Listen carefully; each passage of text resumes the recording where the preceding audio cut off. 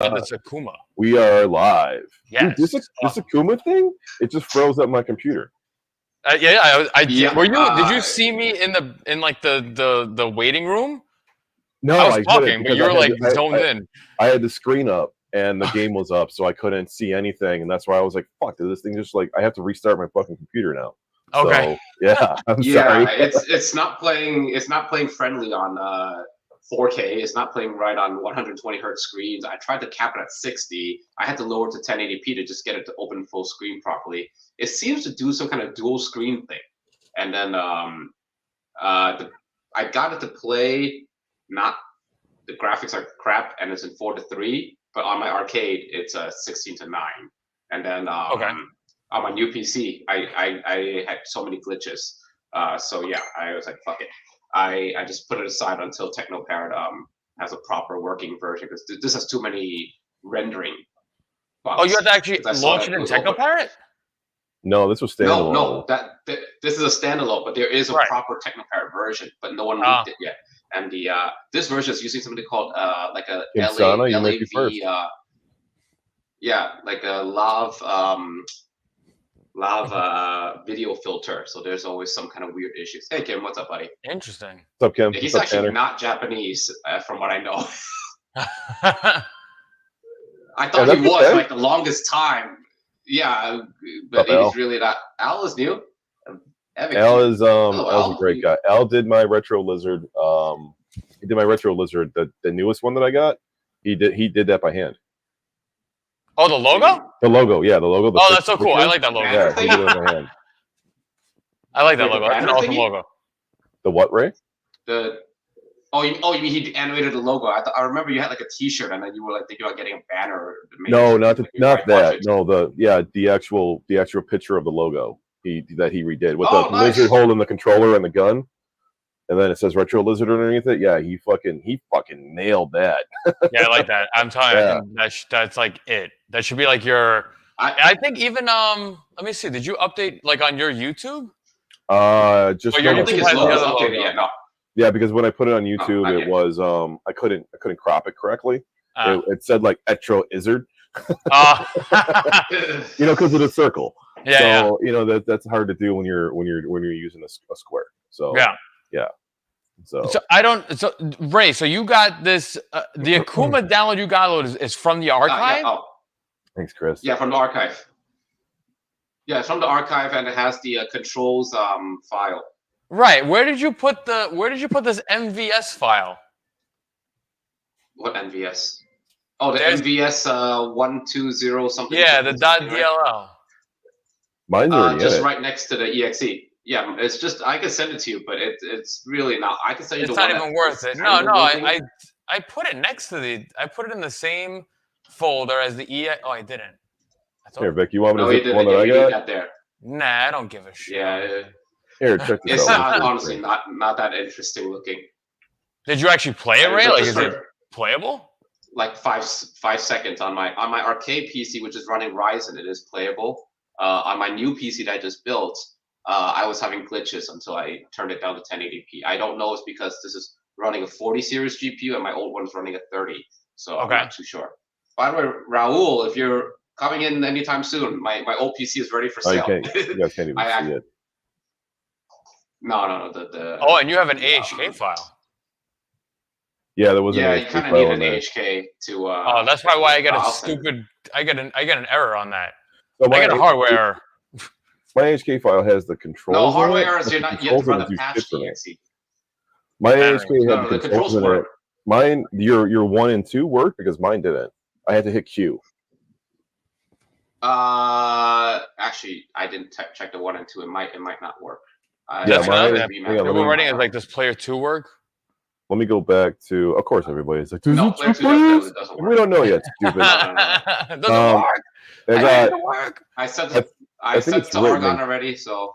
I think it's right. I think the AHK file controls are written incorrectly.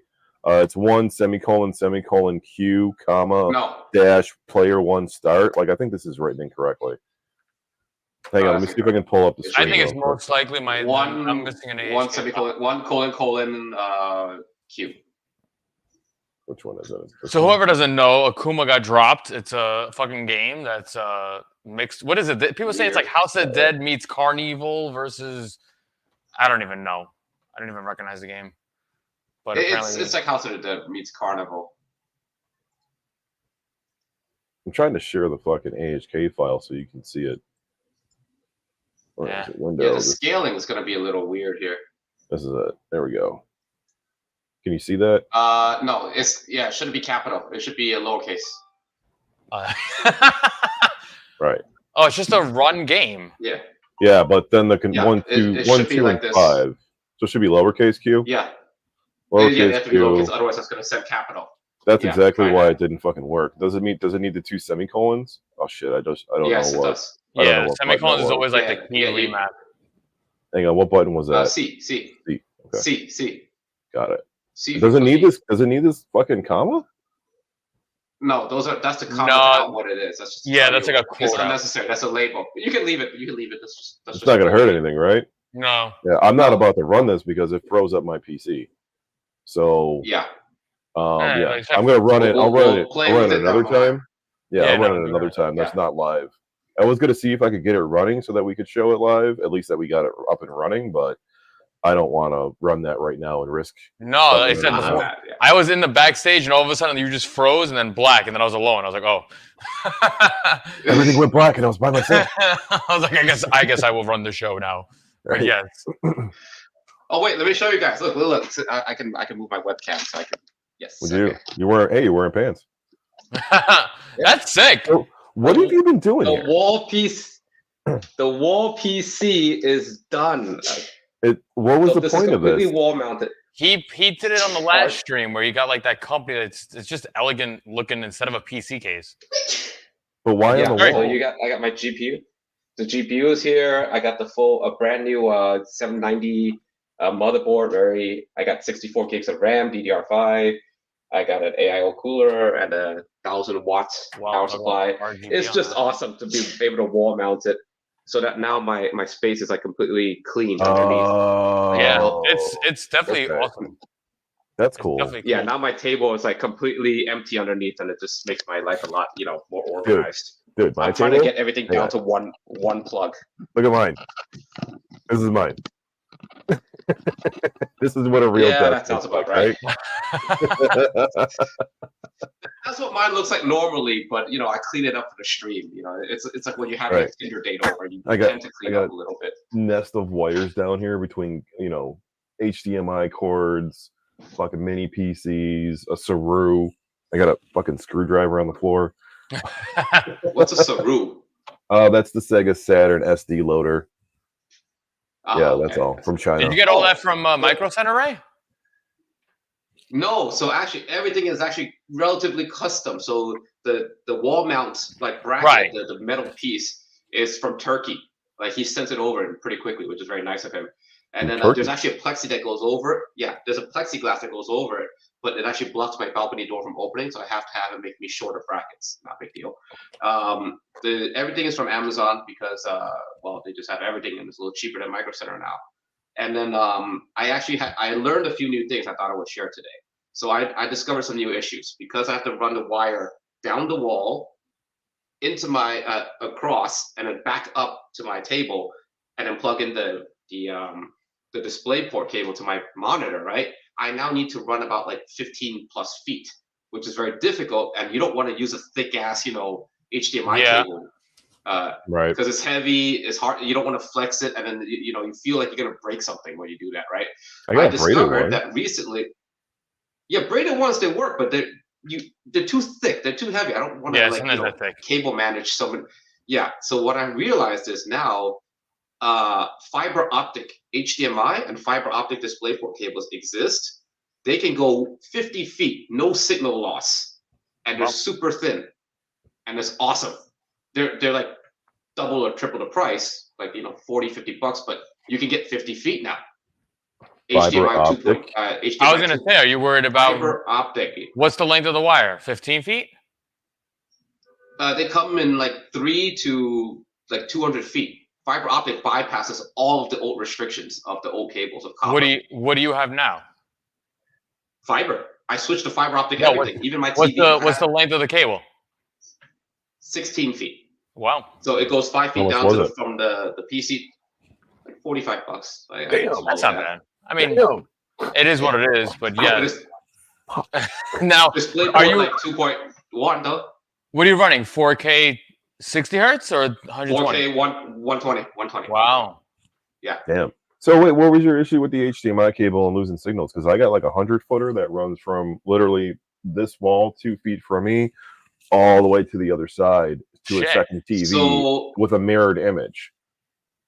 So HDMI, the protocol actually has a limit of about 50 feet before you experience signal loss, but that is at the maximum data throughput, meaning that if you're doing 4K, HDR, or Dolby Vision, 4.4.4 chroma, all right, you will have like a cutout every now and then. I was having an issue on my Apple TV because I'm running so much shit, and then this picture would literally just black out for about like 4 seconds, and then it would kick back in, and that was annoying the shit out of me.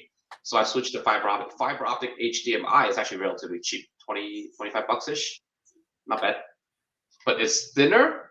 I ran 3 cables through that teeny tiny thing right above my speaker now. That tiny ass cable port manager, like less than 1 inch. Oh. Yeah.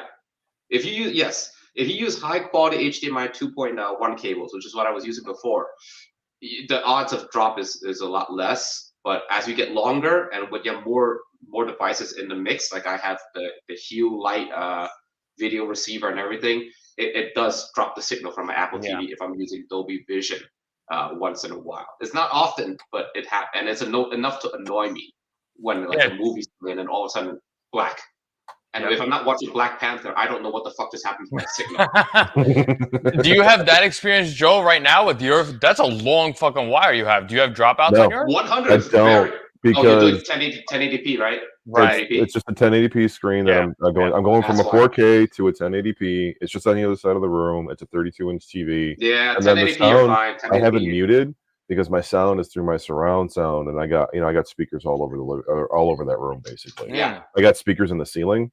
Yeah. I got a 9.2 Onkyo, and I got speakers in the ceiling. I got speakers in the front, so I don't lose any sound. Right. If I lose a video signal or if there's like a delay, I don't notice it. But at the same time, there won't be a delay. In that side now, all that's running over there is like bluey. Because the downstairs, I got rid of the bar. I have the liquor cabinets and stuff still over there, but I got rid of the bar. Nobody's hanging out over there to watch TV anymore except for the kids. So, yeah, that's cool. Yeah. Okay, I'll explain because this actually crosses into my second business, the karaoke stuff. Wireless HDMI is absolute shit. Okay, I bought like $200-300 wireless HDMI transmitters and receivers. They are absolute garbage. 15 feet, you'll still have a signal cutouts, and then whatchamacallit, you will have latency. You have so much latency. It is impossible to play any game over wireless HDMI. You're talking not even like a couple minutes. We're talking like 3 second delay. It's bad. Karaoke may be okay, but wireless HDMI technology is not here yet. So the proper way to do it, if you were to do a luxury home installation, like a mansion where you need to run HDMI to like multiple cables from one source, that was one of the issues we had. Like one Apple TV to feed the whole house. You don't want to buy 10 Apple TVs. That's stupid, right? So what you have to do is get something called a Balun. It's HDMI to Ethernet converter. You can run Ethernet as long as you want. A Balun will act on both sides. A power one will convert the signal from HDMI to the pure copper of the Ethernet, and then receive it on the other side and decode it. That's as good as you can. That's what we used to use. Now with fiber optic, it's completely unnecessary. The fiber optic is freaking amazing. I learned about technology changes. Tech tips. Oh yeah, and it's so cheap now. There's a company on Amazon called Fiber, F-I-B-R, and I got like 4 cables. I'm super happy with the quality. Wow. And they actually have a fiber optic USB-C now, so you can bypass the old limits of 15 feet. Most USB-C cables won't even give you more than 10 feet because your signal will drop. I tried it with Gunfire.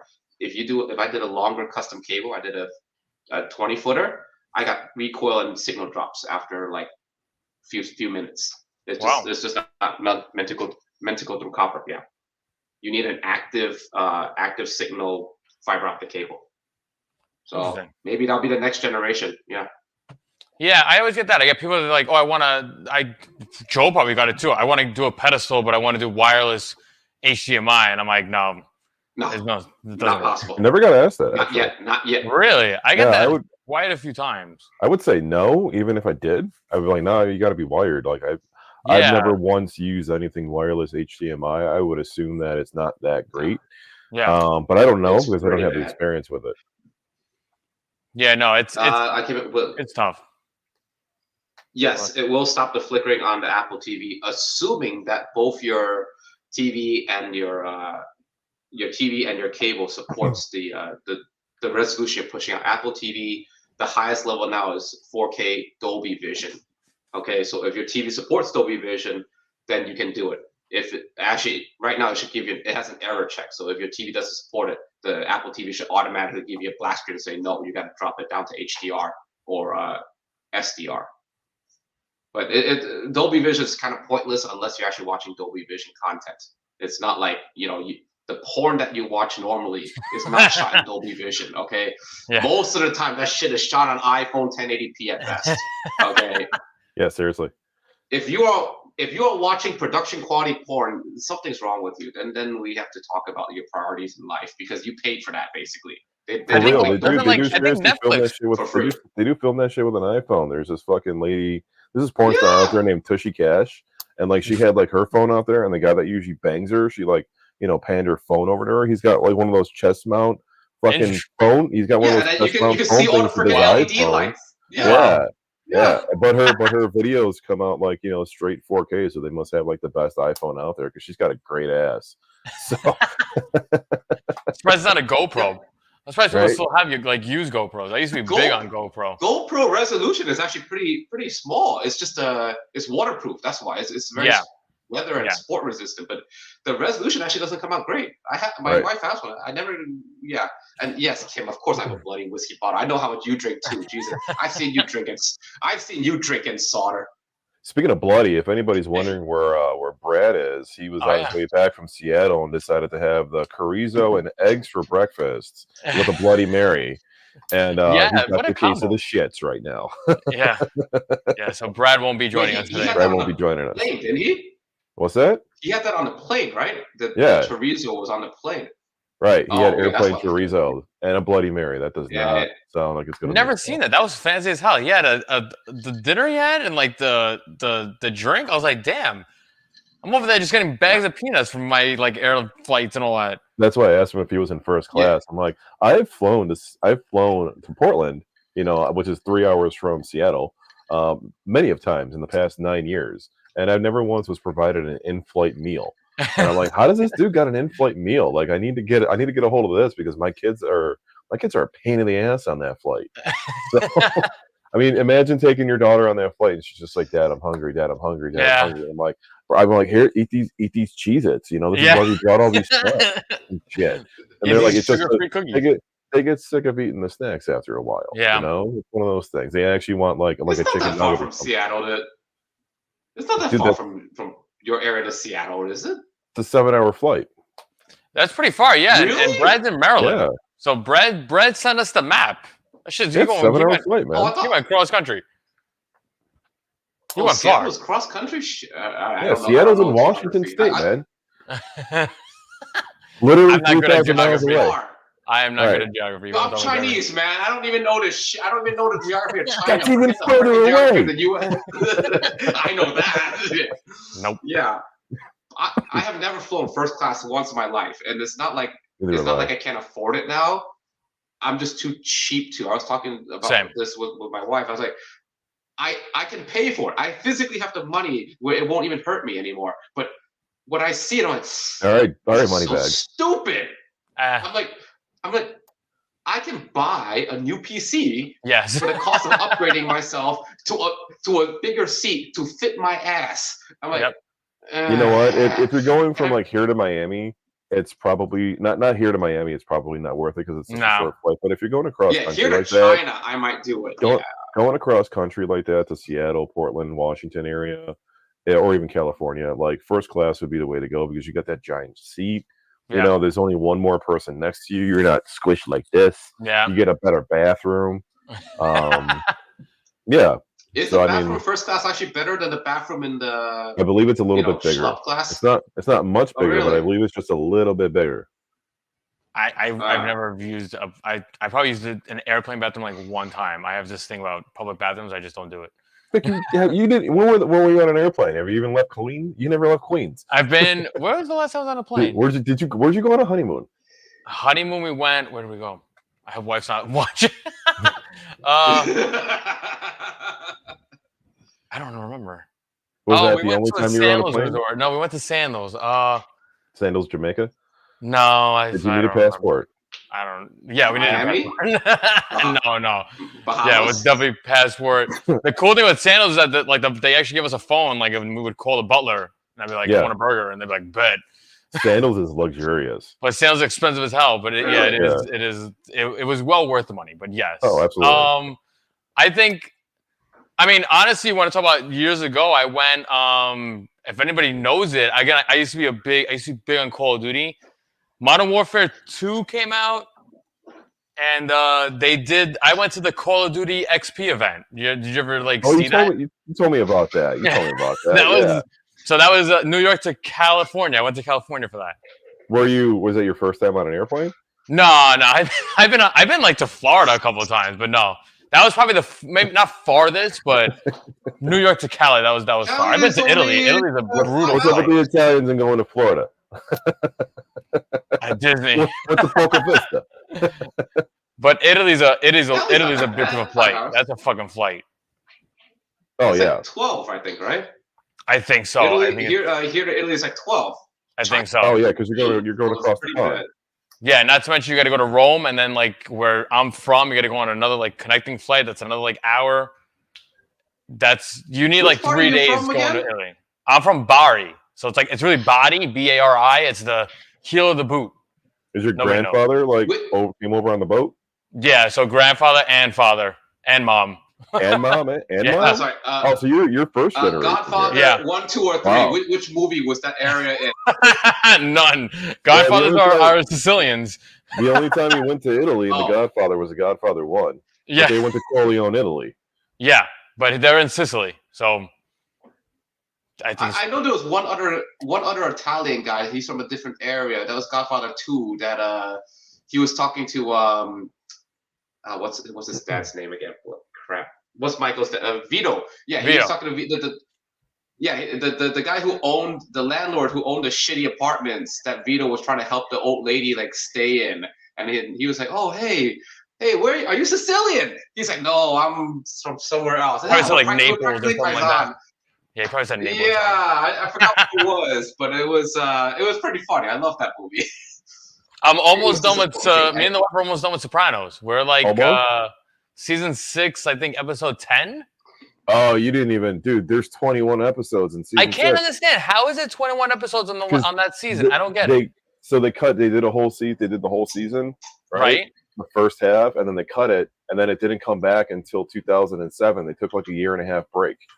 So that season, you're going to notice a huge difference. Like when you look at what's the son's name? I can't think of the son's name. Oh, AJ. AJ. When you see AJ, he's going to look older in the second part of the season, completely older. Oh shit. And his jaw is more squared out. His he's got that nice little fucking beard line going on.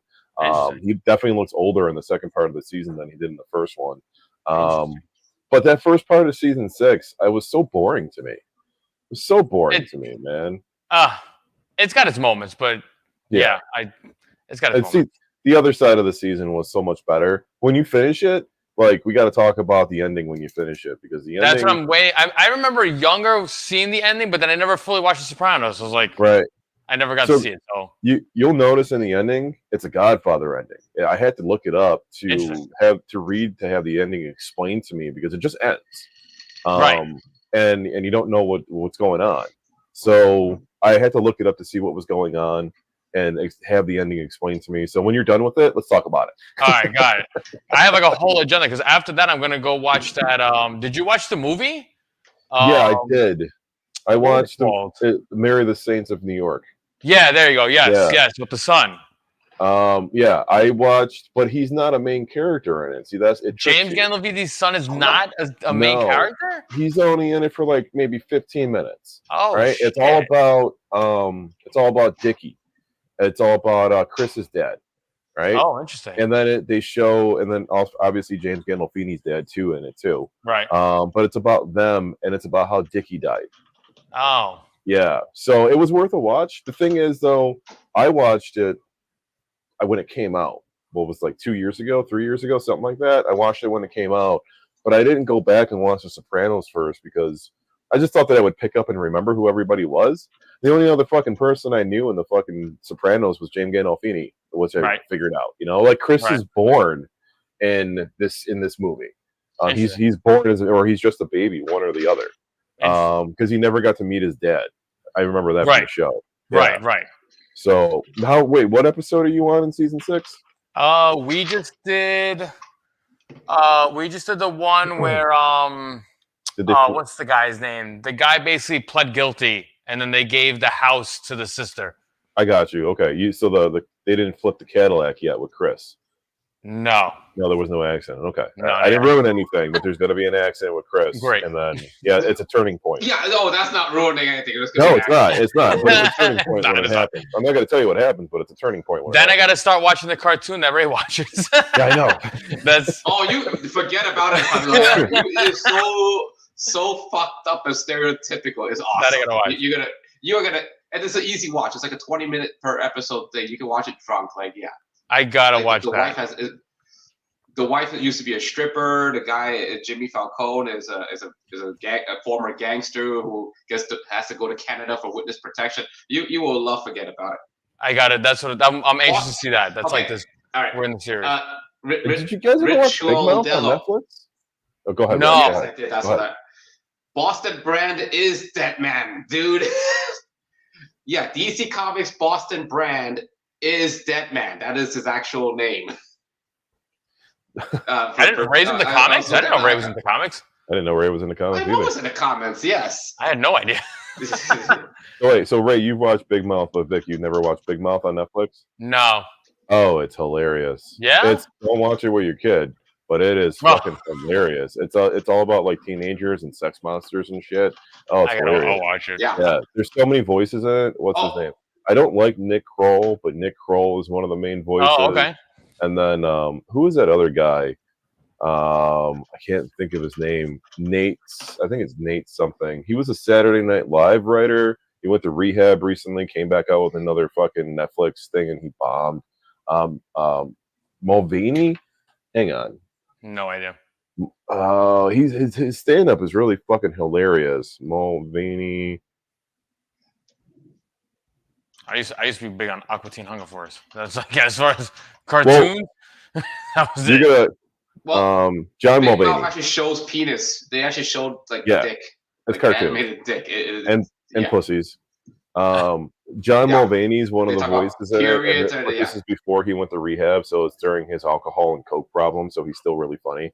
Because once a comedian goes to rehab and comes out, they're not funny anymore. PG. Go back to cocaine. I like you better on cocaine. My wife is what time right now? I think the Emmys are on or the Grammys? The Emmys are on. Oh. Or the Grammys. The Grammys are on. Yeah, because they gave Metallica best rock band for 72 seasons. They're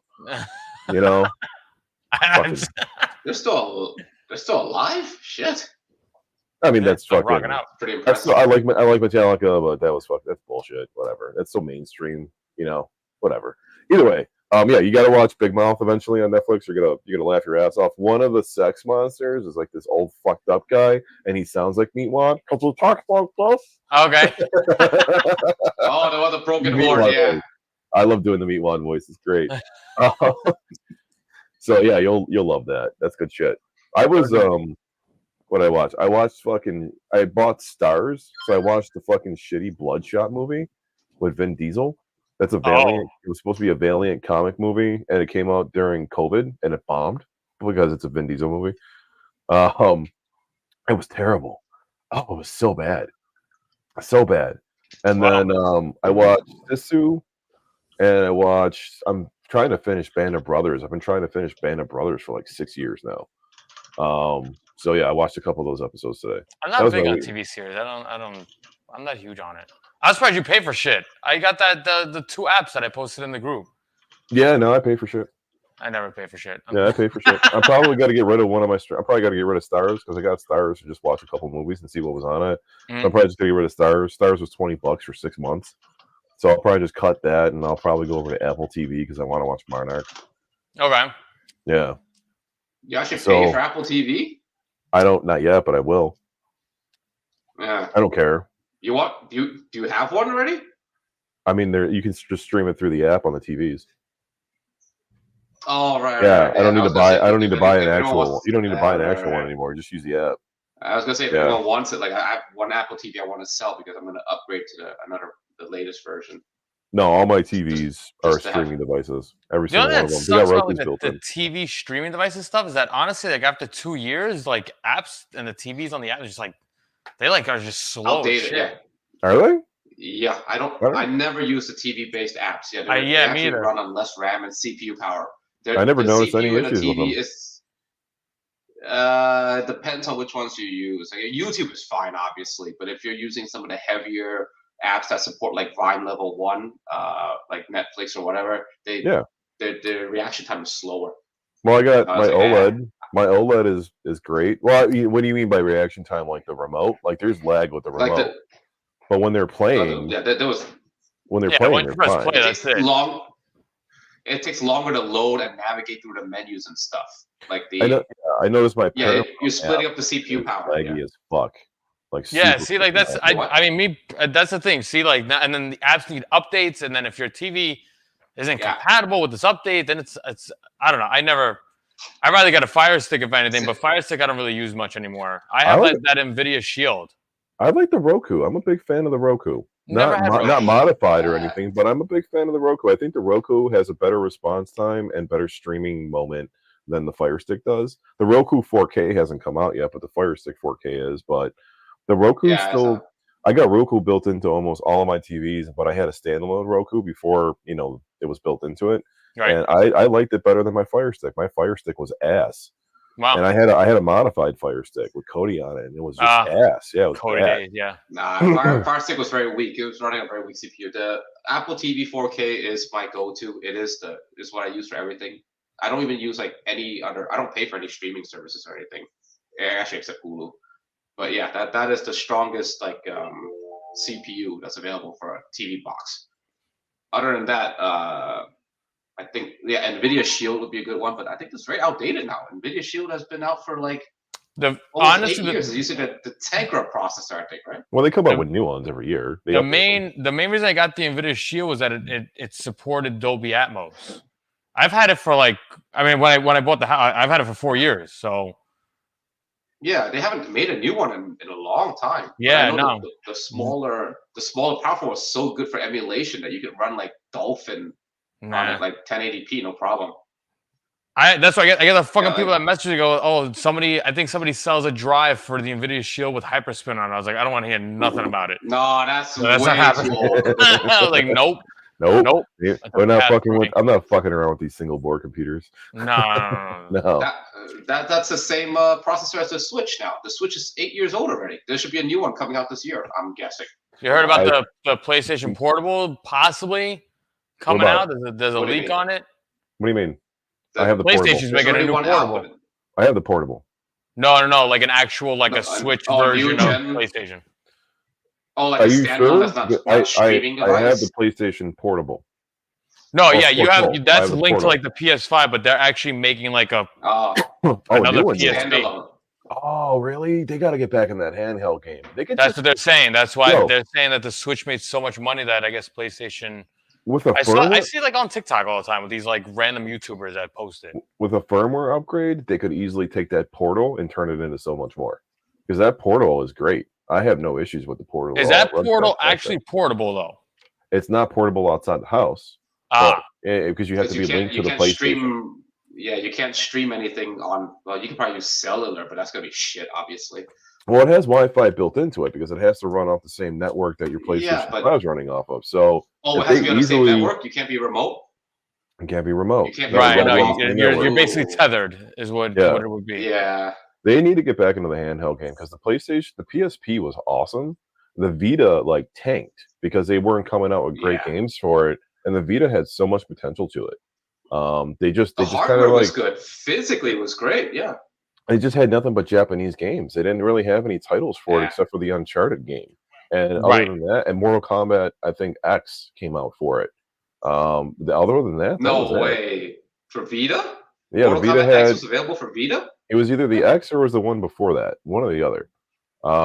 It was the one that came out on PlayStation 3, which I think was X. I could be wrong. Really?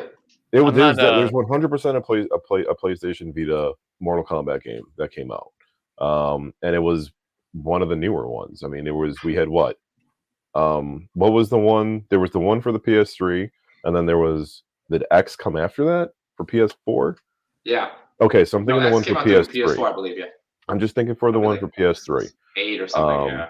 But either way, though, the Vita had so much potential. Dark Alliance, yeah. Every the Vita topic tonight PSP, is strippers and dick. The topic is just we're just pulling it here and just.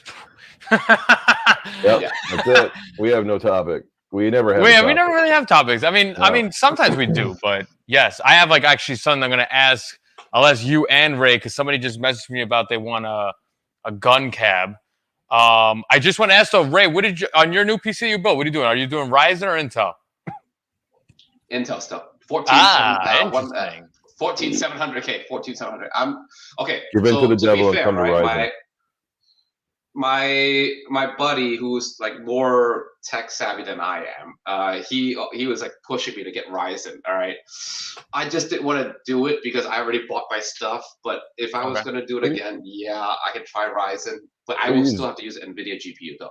Yeah, I mean, NVIDIA GPUs is like a must. I don't even know why people get the Radeon or whatever it is. I don't understand why they get it, but no. You want an AMD CPU or an APU because it's an APU, not a CPU. But you want the AMD, and then you want an NVIDIA graphic card. You put those two hand in hand, and your titties. I gotta see that. I have right now. I gotta build Brad D's Bros VPN, and I see deals for Ryzen 5 versus the i5, but do it. You want to buy mine? You want to buy my original, the one that's right there in the corner? What is it? I'll give it to you. The whole kit. It's a Lian Li, like a. What's the CPU? Just tell me the specs on it. What's the CPU? Oh, you don't know the specs? You guys can see right now actually how tall Ray is. Shockingly, you could just see. Oh yeah, I'm 6 feet by the way. I'm a 6 foot tall Asian. Yeah. Oh man, that's 13600K. Oh, you want to hear overkill? 128 gigabytes of RAM. Oh god, what's the CPU on it? M.2. What do you? That's got to be Intel. He's Intel. 13600K. i5 13600K. 13th gen. What's the graphics card you got? Liquid cooler. There is no graphics card in here right now, so the price will be cheaper. I took it out and put it in my current build. Okay. So you put in whatever you want. Just the motherboard, the case. I'll give you everything. If Raul's not, because I'd rather sell to you. Sorry, Raul, if you're watching, but Vic is local. I don't have to risk the glass shattering. I don't want to risk the glass shattering to California. Oh, and then that was Joel. I heard Joel talk about that on I think on what would you say on B stream later, Rascal, where you said that you had you look for acrylic like sides and just had glass explode. Well, I've had a couple. I was using the tempered glass ones early on. Like we're talking earlier, 2023. I was using the tempered glass ones, and I had a couple of them shatter on the customers. So one customer was like, "It's okay. He'll just use what he's got," and then other customers were just like, "It shattered like inside it." So like the the glass went into like the tempered glass. Like what, the arcade? No, the case. On the side of the PC case. They just get PCs. So yeah, so I mean the tempered glass shattered. So don't worry, bro. I'll let Ray. You talk to Raul first because I need two of them. So I had one guy, a couple guys send it back, and they were shattered. They were shattered so bad they shattered inside the power supply. So I had to like replace the power supply inside them too. So ever since then, I'm using tempered glass. Yeah, I mean, and they're heavy. It puts weight on it too. Yeah. So you go with the acrylic cases. I'm having an issue. I've been having some issues with this acrylic case that I've been using. I've been using this AeroCool, and once in a while, like the power button won't work on it, or the LED doesn't light up. If the LED doesn't light up, and it's just a strip LED, it's not like the fans or anything. Yeah. So if the LED doesn't light up, okay, fine, I still send it off. It's just an LED light. Right. Customer wants to get mad about it, let them get mad about it, but it's just an LED light at the same time. As long as its PC works.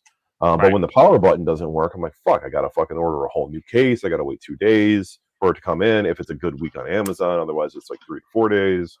So I'm looking for different acrylic cases. I found one without RGB lights. Probably gotta start using that one. Yeah, it's probably even cheaper if anything. I mean, RGBs are cool, but I mean, when a customer's like, I'm just going to use this on like a V pin and shove it underneath the cabinet. Yeah. What are they going to do, right? Yeah. Or another customer's like, I'm putting it inside an arcade one up or some shit. You know what I mean? Yeah. It's like I'm just gonna give up on it. Yeah. You know, it's not even it's UPS, it's USPS. I won't even touch FedEx. It's like, you know what though? I always had an issue. I've noticed when I put the fragile stickers on it, that it gets Ace Ventura'd. But when I don't put the fragile stickers on it, it doesn't get fucked up. So I stopped putting fragile stickers on this shit. Same thing with my when I ship the arcades out. Same thing when I ship out the arcades. When I put the fragile stickers on it, they end up, you know, something gets fucking fucked up there. I blast my shit with fragile stickers all day. Fragile, don't tip, water. Like basically, I always have to. Whenever I ship a PC like this, I'm so scared of like something shattering the glass. Like I double wrap it in foam and everything, but then I also like have to take pictures of the box, inside the box, and then I have to have insurance on it. Yeah, Raul, like if it was just shipping the parts, I wouldn't mind. It's just this is a very heavy like Lian Li 011 dynamic case. It's a beautiful case. That's why, you know, I love it. It glows white. There's like $300 worth of fans and, you know, AIO in there. Right. But yeah. MTM, I would stay away from i5 and 4K. I really would do Ryzen 5 and 4K. Okay. So really let me explain. All right. That's a BS. All right. For 4K, right? Actually, if you actually open up your NVIDIA or your like GPU's monitor, right? You actually notice that your CPU is barely utilized. I was gonna say the CPU and the 4K, like, it's mostly for the graphics card. Mostly, yeah. Right. If you play Tekken 7, for example, on 4K, ultra settings, everything maxed the hell out, right? By the way, if you guys haven't played it, Tekken 8, awesome. All right. You will notice that your CPU probably won't even go over 20%, even on an i5 13400 or 12400. I've done it on a 12400. That's the work CPU. Never ever past 20-30%. All right, but your GPU will max out at like 80, 90 because all the upscaling, all the graphic work is being handled by the GPU. Right. Okay? If for some dumb reason you plug your HDMI cable to your motherboard's HDMI output, what's going to happen is the GPU will still be working, but the data is going to go from the GPU up back to the CPU's digital output. So it'll still work, but your GPU is not working harder. So always plug your HDMI into your GPU, obviously. Yeah. Right. So yeah, i5, even i3, I can prove it on my wife's i3. 4K is not a problem if you have a good GPU. I've had so many customers 3060 and above now. When I set them up for PC, I've had so many customers be like, I got the HDMI plugged up into the top one and I'm not getting a screen because you got to activate the HDMI on the motherboard, right? So you're not going to get a screen. And I'm like, no, man, you got a graphic card inside it. Plug it into the fucking HDMI and the graphic card. He's like, they're like, the one down low? I'm like, yeah, the one down low. That's why I want to plug it in and you're going to get a screen, you know? You're gonna see like the pre-built, like the one that like I got from the shooter that's gonna come up. They actually have a big ass sticker covering the whole motherboard ports, and it literally says use this HDMI. Oh, that's smart. That's actually pretty good. Yeah, I gotta see it. I don't know. Wait, what? What? What are you talking about? They put a sticker. So that you're so a pre-built now. You have to break the sticker. A pre-built. I like that. Let me see if I can find the sticker. Hold on. Asus. I like that. That's a smart idea. Use this. I think Alienware does that. Use this HDMI. Oh, the actual company does that. Yeah. That is fucking smart. Yeah, because you know how many people probably don't? And they're probably like writing bad reviews about it. Oh God, Arcade Junkie. I get so many people who tell me they're not tech savvy, and they're all our age. They're all like, I don't know how to use a computer. I'm like, what? Like, so many people are not. I mean, you got to know where to plug in an HDMI cord, though. Like, come on, plug in the HDMI. Either way, it is what it is. You know, no offense to anybody who doesn't know they're not tech savvy. I'm not judging. I just think it's funny. That's all. Just think it's funny. What Vic is wrestling around over there. Definition of judging. Shut up, Ray. By the way, we're all probably a little bit sick from some flu going around. I got sick like 2 days ago, and I'm recovering now. But I've had this cough since December. I've been coughing since Christmas, man. With that flu that I got. What is that? They gave you a binder? Yeah, so the company that this guy sent me is this Mech Hero. So it has like this whole quick start guide. But there was a legit sticker. Oh, here we go. Look at this. I should probably start putting stickers on it. I'm telling you, on the back of the computer was a legit rectangular sticker, and you can kind of see that, I guess. Look at that. If my camera focus. There it is. Incorrect ports. Incorrect ports. Oh my God. Ports, yeah. I literally need that photo. But yes, now this is this company was MEK Hero, a legit binder with like certificate of authenticity. Like, what the fuck is doing this? I just took a shit in a box and marked it guaranteed. That's what they did. It's insane, but it's a legit binder. Like I could use the binder, but yes, you'd be surprised. I was laughing at that, and honestly, a lot of the pre-builts now they have like that sticker. MTM, that's gonna run. That's fine. Not a good deal. Yeah, that will run fine, but that's not a good deal because $900 for a desktop for a 25-liter desktop. I can build that for you for that budget and still make a profit off you, actually. Not by much. A little bit. Not by much. Your profit would only be like your profit might only be like $200. $100, maybe. But if you don't charge if you don't include shipping. Shipping stuff, but the thing is, like, you would get name brand parts. You would get like brand name. Yeah, I would avoid a pre-built. You get generic OEM parts. You get like their house brand of motherboards. Like Alienware is the worst now. They are the absolute worst. The Omen is okay at that spec.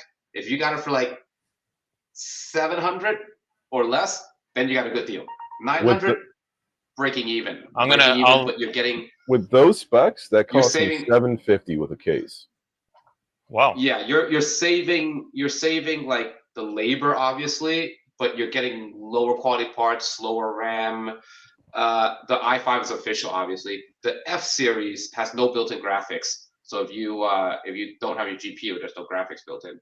The 3060 is going to be their generic 3060, which is what I don't like about pre-builts. Where do you get your stuff from, Joel? Amazon or Newegg? That's what I have to see. I said, I have to build. I have Brad. I have 2 V pins I got to do, but I'm aiming for at least a 4060. So just to, I mean, for me, 300 now. 300 Zotac. I gotta switch motherboards. I've had 4 motherboards in the past month. First time all year. The Wi-Fi is built into it, but the Wi-Fi didn't work, and I had to buy Wi-Fi USB dongle. Oh, look at this! I don't know if it was a driver issue or what. I updated it. What I looked up, it found out to be a BIOS issue, and you had to revert the BIOS back to an older version. So I wasn't about to do that. So I just put USB Wi-Fi's on it because USB Wi-Fi, I'll buy a good one at that point. Right. But if I'm going to spend the $20 on a USB Wi-Fi, I might as well spend another $20 on a better board. Right. So actually, you should have just gotten a PCIe Wi-Fi board. It's cost like $30-$40 now. Yeah. So if I'm going to spend, a USB Wi-Fi dongle is $20. If I'm going to spend $30-$40 on a PCIe, but if I'm going to spend $30-$40 on a PCIe, I might as well just buy a whole new board that has Wi-Fi built into it. That's better. You know what I mean? Will that work for a? It shouldn't be.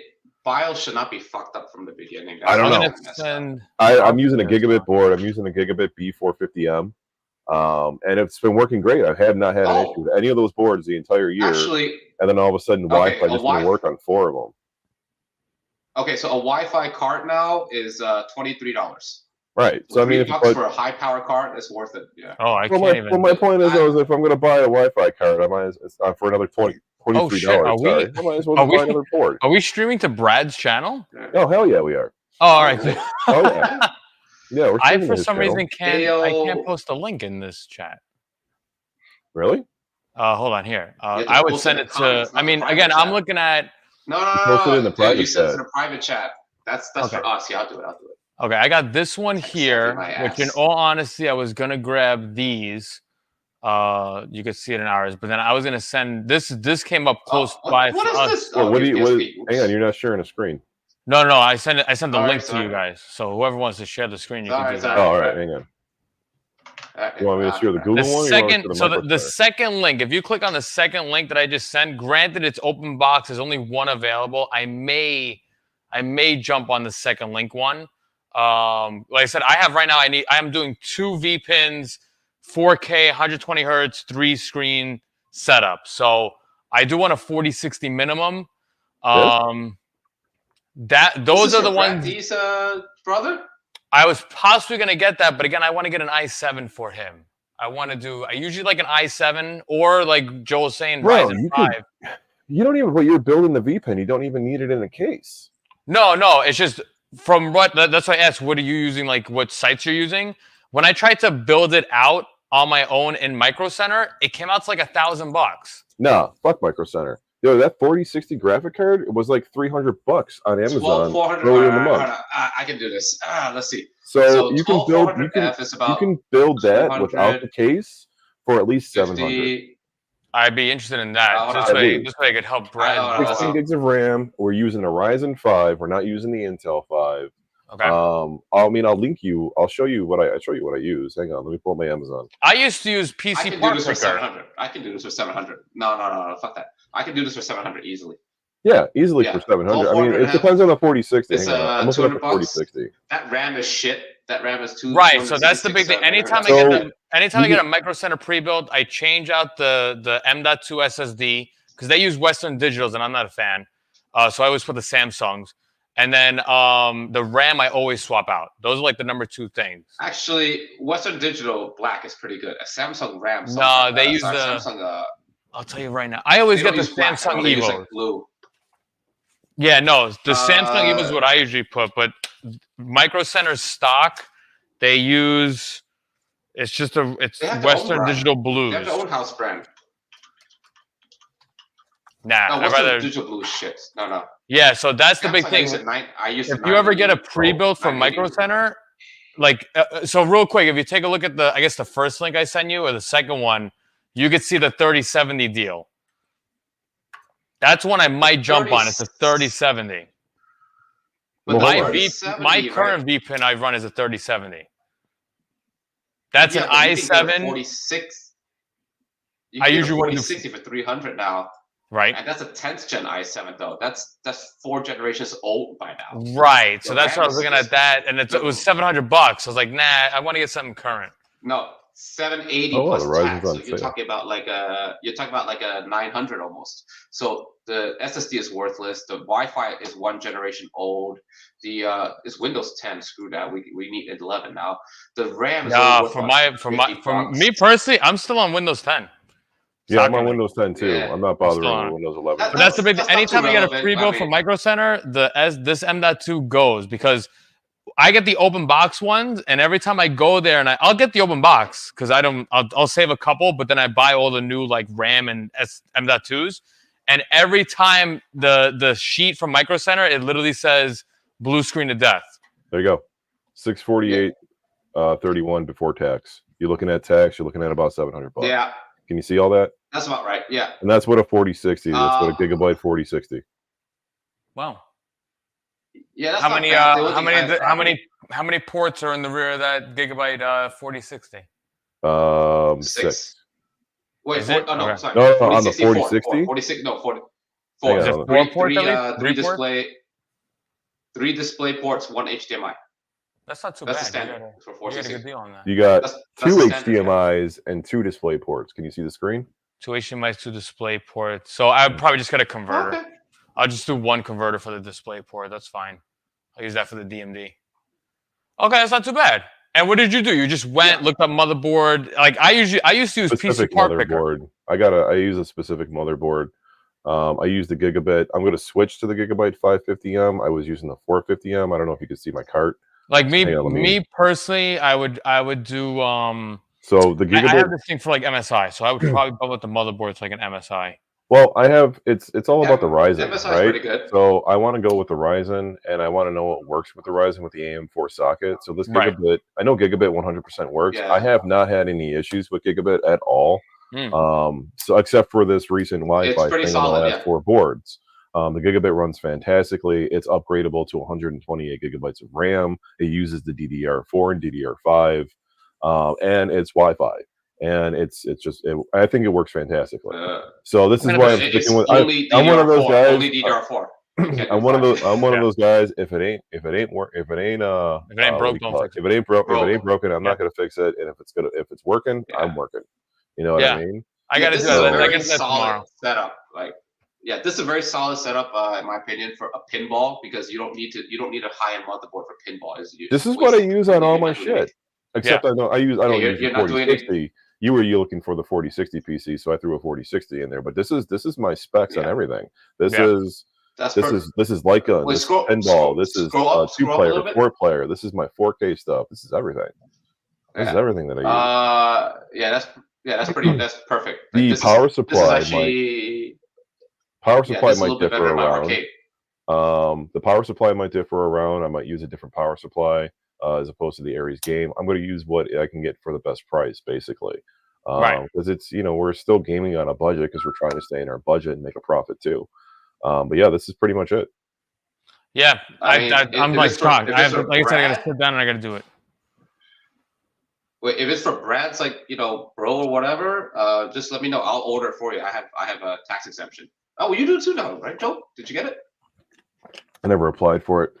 For me, like my main goal, honestly, is I would go. I mean, I would take everything. I would see if Micro Center has it, because Micro Center right now has like a 10% off on if you use their card. So I'm gonna. There's my tax exempt. Yeah, but now Micro Center is pretty much on point with Amazon. Yeah, and they're very good. If I show them the exact thing on Amazon and its price difference, they'll match it. They don't even question it. Which is fantastic. They'll match it, but they won't let you apply a discount on top of match though. That's the Now the other thing, I mean, I said it a while back, but I like right now, I literally need 2 computers. If I could build 2 of the same exact computers, awesome. If I get it from Micro Center, awesome. But then I would travel to Jersey, and they only do 3% tax at the one in Jersey. It's a drive, but now also I'm killing a lot of birds. I'm also going to get they sell the 42-inch C3 OLED there. I'm going to get one. Or you can go take me with you, and I can use my tax exempt card. And we're going to take you we'll have some dinner. That's not bad. That's not bad. I'm always down for that. Tax exempt everywhere. We can do it in Flushing. Here. I always go. That's true. We go to Flushing. Yes, you're right. You're right. So wait, are you tax exempt everywhere, or are you just tax exempt on Amazon? No, everywhere. Once you get tax exempt, you have basically a reseller's license. You can anywhere that accepts it, you can show them your tax exempt number, and that's it. You cannot use it at a strip club though. You do have to still pay tax at a strip club. I tried to get it. It's an old, and apparently now it's went up to $30 a lap dance. Like, what the fuck is this world coming to? Like, why do I even want to live anymore? Shit, I didn't know that quarters anymore. Like, I didn't know that you could do that route on. So like you didn't tell Mike, you didn't make a special account with Micro Center to be like, hey, I'm tax exempt. No, you showed up your tax exempt number. I didn't know that. Enough. I get tax exempts a couple of different places, but that's from like an old business, so I just have a tax ID number. Like Home Depot, dude, the Home Depot battens I get, it's all tax exempt. If you have a tax ID, you have a tax ID number. That's just saying that you are a business, right? Some places won't sell to you unless you're a business. Like some wholesale places, they only sell to businesses. Okay, that doesn't mean you're tax exempt. No. You have to actually have a tax exempt certificate. No, it's very different. Yeah. So hang on, I got to tell you this strip club story for a second here. Bill Tendo's in the chat. He's my buddy. I stream with him on Wednesday nights to his channel, Bill Tendo. Go hit subscribe and like it. We stream every Wednesday night at 9:00. We don't it's called Gameonia. We don't talk about games really. Like the one episode we stream weekly. The one episode Wednesday. The one episode we just talked about strip clubs the whole time. Right? And he's from New Orleans. He's from Louisiana. And I guess down there in New Orleans, I love Louisiana. this strip club had the best name. It was called Scuttlebutts. Interesting. Yeah, it's a fantastic name. And the motto was, all the girls look like a Monday morning. Wow. Wow. I was dying when he told me this. Like, this is fantastic. Like, Wow. there's a strip club here in Buffalo near my house, actually. It's like 10 minutes away. It's called Alexander's, and it's so bad that there's no DJ, that they just strip to the radio. Oh, wow. Yeah, they just strip to like the pop station or like the rap station or whatever. That's it. And when there's, so they'll be stripping, then all of a sudden a commercial comes on, and they just stop and walk off the stage. Oh, switch rotation. Yeah, right. And all of a sudden you hear like an O'Reilly's commercial over the sound. Interesting. There it is. Yeah, Scuttlebutts were every night is a Monday morning. Look at that. Rituals in Deer Park. Deer Park's not too far from me. Deer Park is closer to me than right. Too, just for that. I see like I saw you posted that. Yes, you go on Bills. I'm just so mad. Like my YouTube doesn't like, like sometimes it gives you like the suggested stuff. I didn't get that. You know what's weird? Every time She-Lion, I sub to She-Lion, and hit the all and whatnot. Every time she goes live, I never get a notification. Yeah, never. I don't get it. I click on like my thing. I even showed her the one day because she went live, and I'm like, when the fuck did you go live? And she was like, I was live like 2 hours ago. And I went to my YouTube and I clicked on the bell to see my notifications. I had 0 notifications that said She-Lion was live. I'm like, what the fuck, man? I miss her live shit. I have that issue now with B. Same thing with you. I get no notifications. No notifications. Mind you, my actual notifications are turned off, but when it's turned off, but I still get notifications. Yeah, and honestly, if you click the bell, it should tell you that. Right, like my YouTube says it has 41 different notifications right now. But when you go live, I never know you're live until I'm scrolling through my TikTok and I see you live. Oh, look at that. Rosedale grew up in Queens, went to Queensboro and Queens College. Oh, he's really close. I went to Cardozo, so I don't really know. I don't know Queensboro. See you, Bill. Go like and subscribe his channel, guys. Bill Tendo. Go to his channel, hit the like and subscribe button, and then Wednesday nights 9 o'clock. We barely ever talk about video games, and even though I think your first stream with him, you guys were talking about video games, though, right? That was it. That was it. The one episode we talked about music. We went into this whole thing. I'm not a Nirvana fan. I think they're overrated. So we went in like this whole thing about music and shit. So yeah, sometimes we talk about video games, sometimes we don't. He gives away games though, because he's a huge retro gamer. He's in the retro gaming community. He's a big seller in the retro gaming community. That name works out very well. Oh yeah, absolutely it does. He did the whole logo and everything. Yeah. He's been at it. He's been in that gaming community for a long, long time. He's definitely made a name for himself in that community for selling and whatnot. So, go check out his stuff. He's got a website too. He's even got my 256 Batassera build. I hooked him up with it, and I was like, yeah, go ahead and sell it if you want to, man. I gave him permission, so he sells it to the gaming community. On his end, so he calls it the Bill Tendo X Retro Lizard. Yeah, he does shit. Whatever to help support people, right? Yeah. Now let me hit you with this, because this honestly is going to go towards Joel, but then it's gonna pin right to Ray. So somebody hit me up. I'd like to know what you. I'll read it word for word. He goes, I'd like to know what you charge for a top-notch home entertainment arcade. I'd love it to support shooters with the feedback pistols or rifles with magazine buttons and under-barrel launcher buttons, but also support classics like Pac-Man. Please let me know pricing. So wait a minute. What is he asking? He wants an all-in-one PC, like an ultimate PC? So he wants a top-notch home entertainment arcade. So in my eyes, that's like the ultimate arcade. But the big thing is that he wants the guns. I'd like to support shooters with the feedback pistols or rifles with magazine buttons and under-barrel launcher buttons. So I'm assuming the feedback, he means like the top slider, like the Time Crisis. Right. So for me, that would be, so I already, on my Mega Lizard, which is $5,500, 4K, 43-inch TV, you're overpriced for him, but go ahead. So continue. 4-player layout.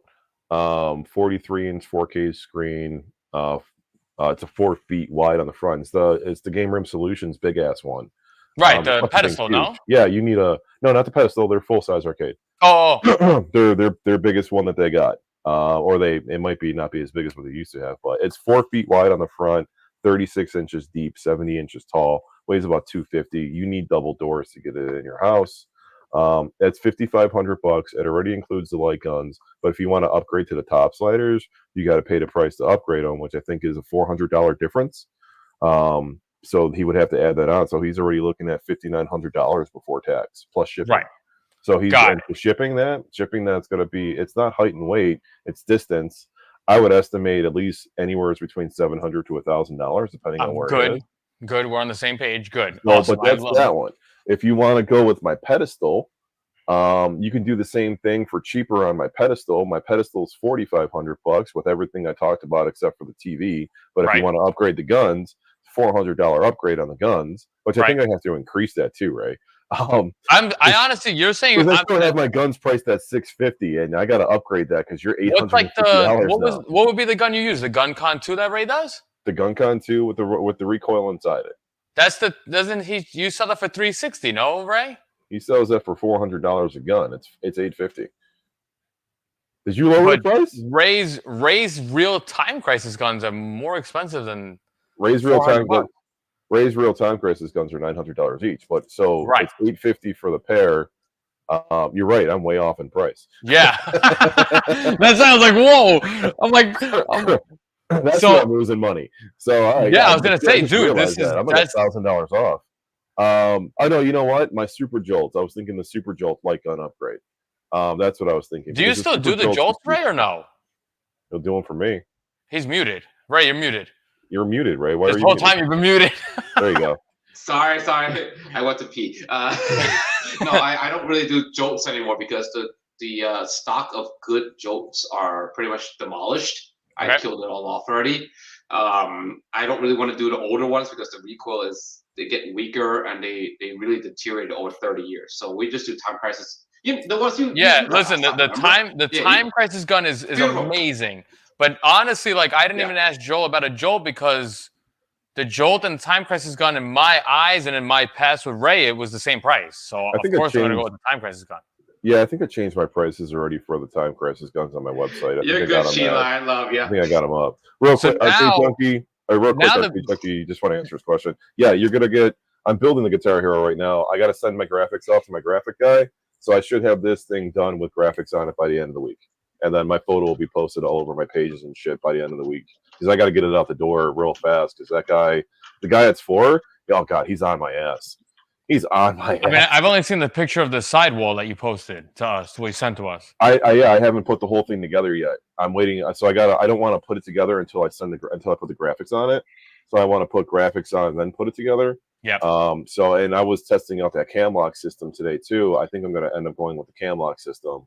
Instead of the pocket screws. I kind of had a little bit of a pain in the ass doing the pocket screws on my bar top the other day. But back to the guns. Now, my only big question now to Ray, right? So again, I even say it in all the videos, Ray, the time crisis gun in my eyes, it's $900. Ray might say $850. I have to go and drive to Ray. I know Ray could ship it to me. It's $9. So I want to hear it. So now though, he mentioned under barrel button and magazine button. What gun is that? Alien Armageddon. Or the Terminator. Aliens Armageddon. Well, I was thinking Terminator. It's the same thing. Yeah. Okay. Right. So now, I'm going to ask Ray, how much is a Terminator gun? 1,000. Wow, really? That's actually not too bad. Because of me, the company that sells them jacked its price up $100. I was buying so many from them that they actually went up $100. Wow. So, I understand. Not bad. $1,000 modded with the gun for IR? No, $1,000 to buy? Oh. Okay, that's not bad. Done. Per gun. Because actually, believe it or not, that gun is actually not that expensive, ironically. It's actually available and it's not that expensive. But per gun, $1,000 per gun, right? Not for the pair. Per gun. All right, yeah. Right. So now you're already his budget was $3,000. So you're already and that's what I wrote to him. I said, dude, the time crisis, and obviously, I mean, again, I'm even on TikTok now, so whoever's watching TikTok, thank you. But people saw the time crisis bill like, oh, how much? And I'm like, you don't understand. the guns alone, you're looking at $1,800 just for the gun. Like, what? Yeah, that's why I say that in the videos right away, where I bring up the prices in the video of the gun. Like, this is a bad motherfucking gun, but it's $900 each. Right. You know? Yeah. I actually had a guy come over. So Friday I was in the garage working by myself, and a car pulls up in my driveway, and a guy gets out and starts walking towards me. And I pause the CNC machine, and I walk over to him, like, hey man, what's going on? Can I help you? And he's like, yeah, I'm looking for retro lizards, blah blah blah. He's a local guy. He wants like an all-in-one ultimate arcade. He was looking at my Mega, the big Mega boy, the big boy. Yep. And he was looking to see if I had one like on display. And I'm like, well, no, not yet at least. Anyways, I pulled out the light guns and I showed him the difference between the Gun Con 2 and the Time Crisis gun. And I'm like, here, hold the Time Crisis gun, or hold this gun first. Now hold the Time Crisis gun and just move the top. I'm like, you can feel why it's a $900 gun. And he's like, yeah. And I'm like, yo, once you pulled that trigger the first time, you know what you paid for. And he's like, yeah, I can definitely feel the difference. Right. So, yeah. You get what you pay for, right? I'm surprised that you could do a Terminator gun for $1,000. That's actually not awful. I thought it was going to be worse. Because, okay, realistically to me, I only care about my margin. Like, as a businessman, I only care about what I make, right? And actually, every gun I build, I make more or less the same, okay? These are guns that I did the mod myself. I have to do it by hand. There's no custom PCB for it yet. We're working on it. We're working on it soon. But no, they're the Terminator Salvation ones. Pull up a picture. As long as no, they're not mounted. They're handheld. They're the tethered. They're the ones that you could. I love that gun because of the magazine. That is the only reason I love that gun. Slap to reload. Yeah, the slap to reload. I know this looks very sexual, but it's a Terminator Salvation gun. Is what it is. Oh, the one Retro Ralph has. The one Retro Ralph. Yeah, Ralph has it. Video. Oh, he did buy it, by the way. And yes, Arcade Junkie, I didn't realize that was you. That was texting. Oh, he asked earlier if that's the gun in the back. No. This is just a GunCon 2. A customer traded in. He's actually one of. Those are my guns. Billy. Billy Wright? No, I sent yours out already. Billy Wright sold it to this guy, and he sent it into me for upgrading. But I'm just going to give him 3 fresh guns. This one, I kept as Rumble, so.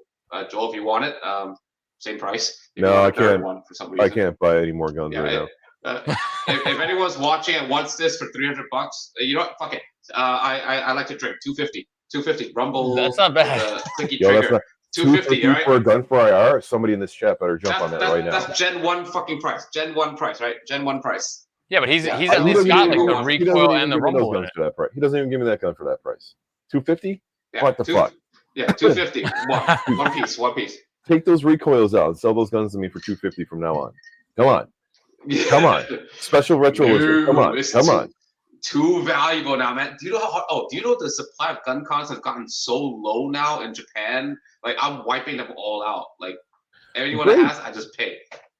Oh, you mean you're wiping them out by there you go, J Pill. I'm just buying. Send me a message. If you can't find my info, you don't deserve the price. All right. Oh my God! Go to his website and just send him an email real fast. Jesus Christ! Arpegelectronics.com. 5 ways to contact me in English or Chinese. All right. Vidal's in the chat. Shout out to him. That dude, amazingly, he's sending me 2 3D printed plungers for the virtual pins. Vidal's awesome, man. He's building this. He's got this nasty V-pin. I'm sorry. When you said 3D and did this, my mind went somewhere. So the plunger, like I have like a ghetto like potentiometer with like zip ties and an L bracket. He actually has a very nice 3D print that he's giving me 2 of them. So I'm putting 1 in mine and I'm putting 1 in Brad D's. Okay, so actually, Kim, the problem is I can only use the Japan ones. The made in China ones, those are super cheap. They're $20 in the US. We have those, but we don't use the made in China. The quality is drastically different. The plastic molding is so much more brittle, and it doesn't fit our parts, so we don't even bother with that. I appreciate it. I'm like, yo, I'll pay you for it. He's like, no, don't worry. I was like, all right, I appreciate it, dude. I'm more excited to get it, and then like my main objective, just like what I did with Eric, is that I'll make a video and I'll reach out to you, Vidal, and you let me know like if you want to do an email and let people buy it off you, like that. Look at Eric. Eric blew up on that custom rail.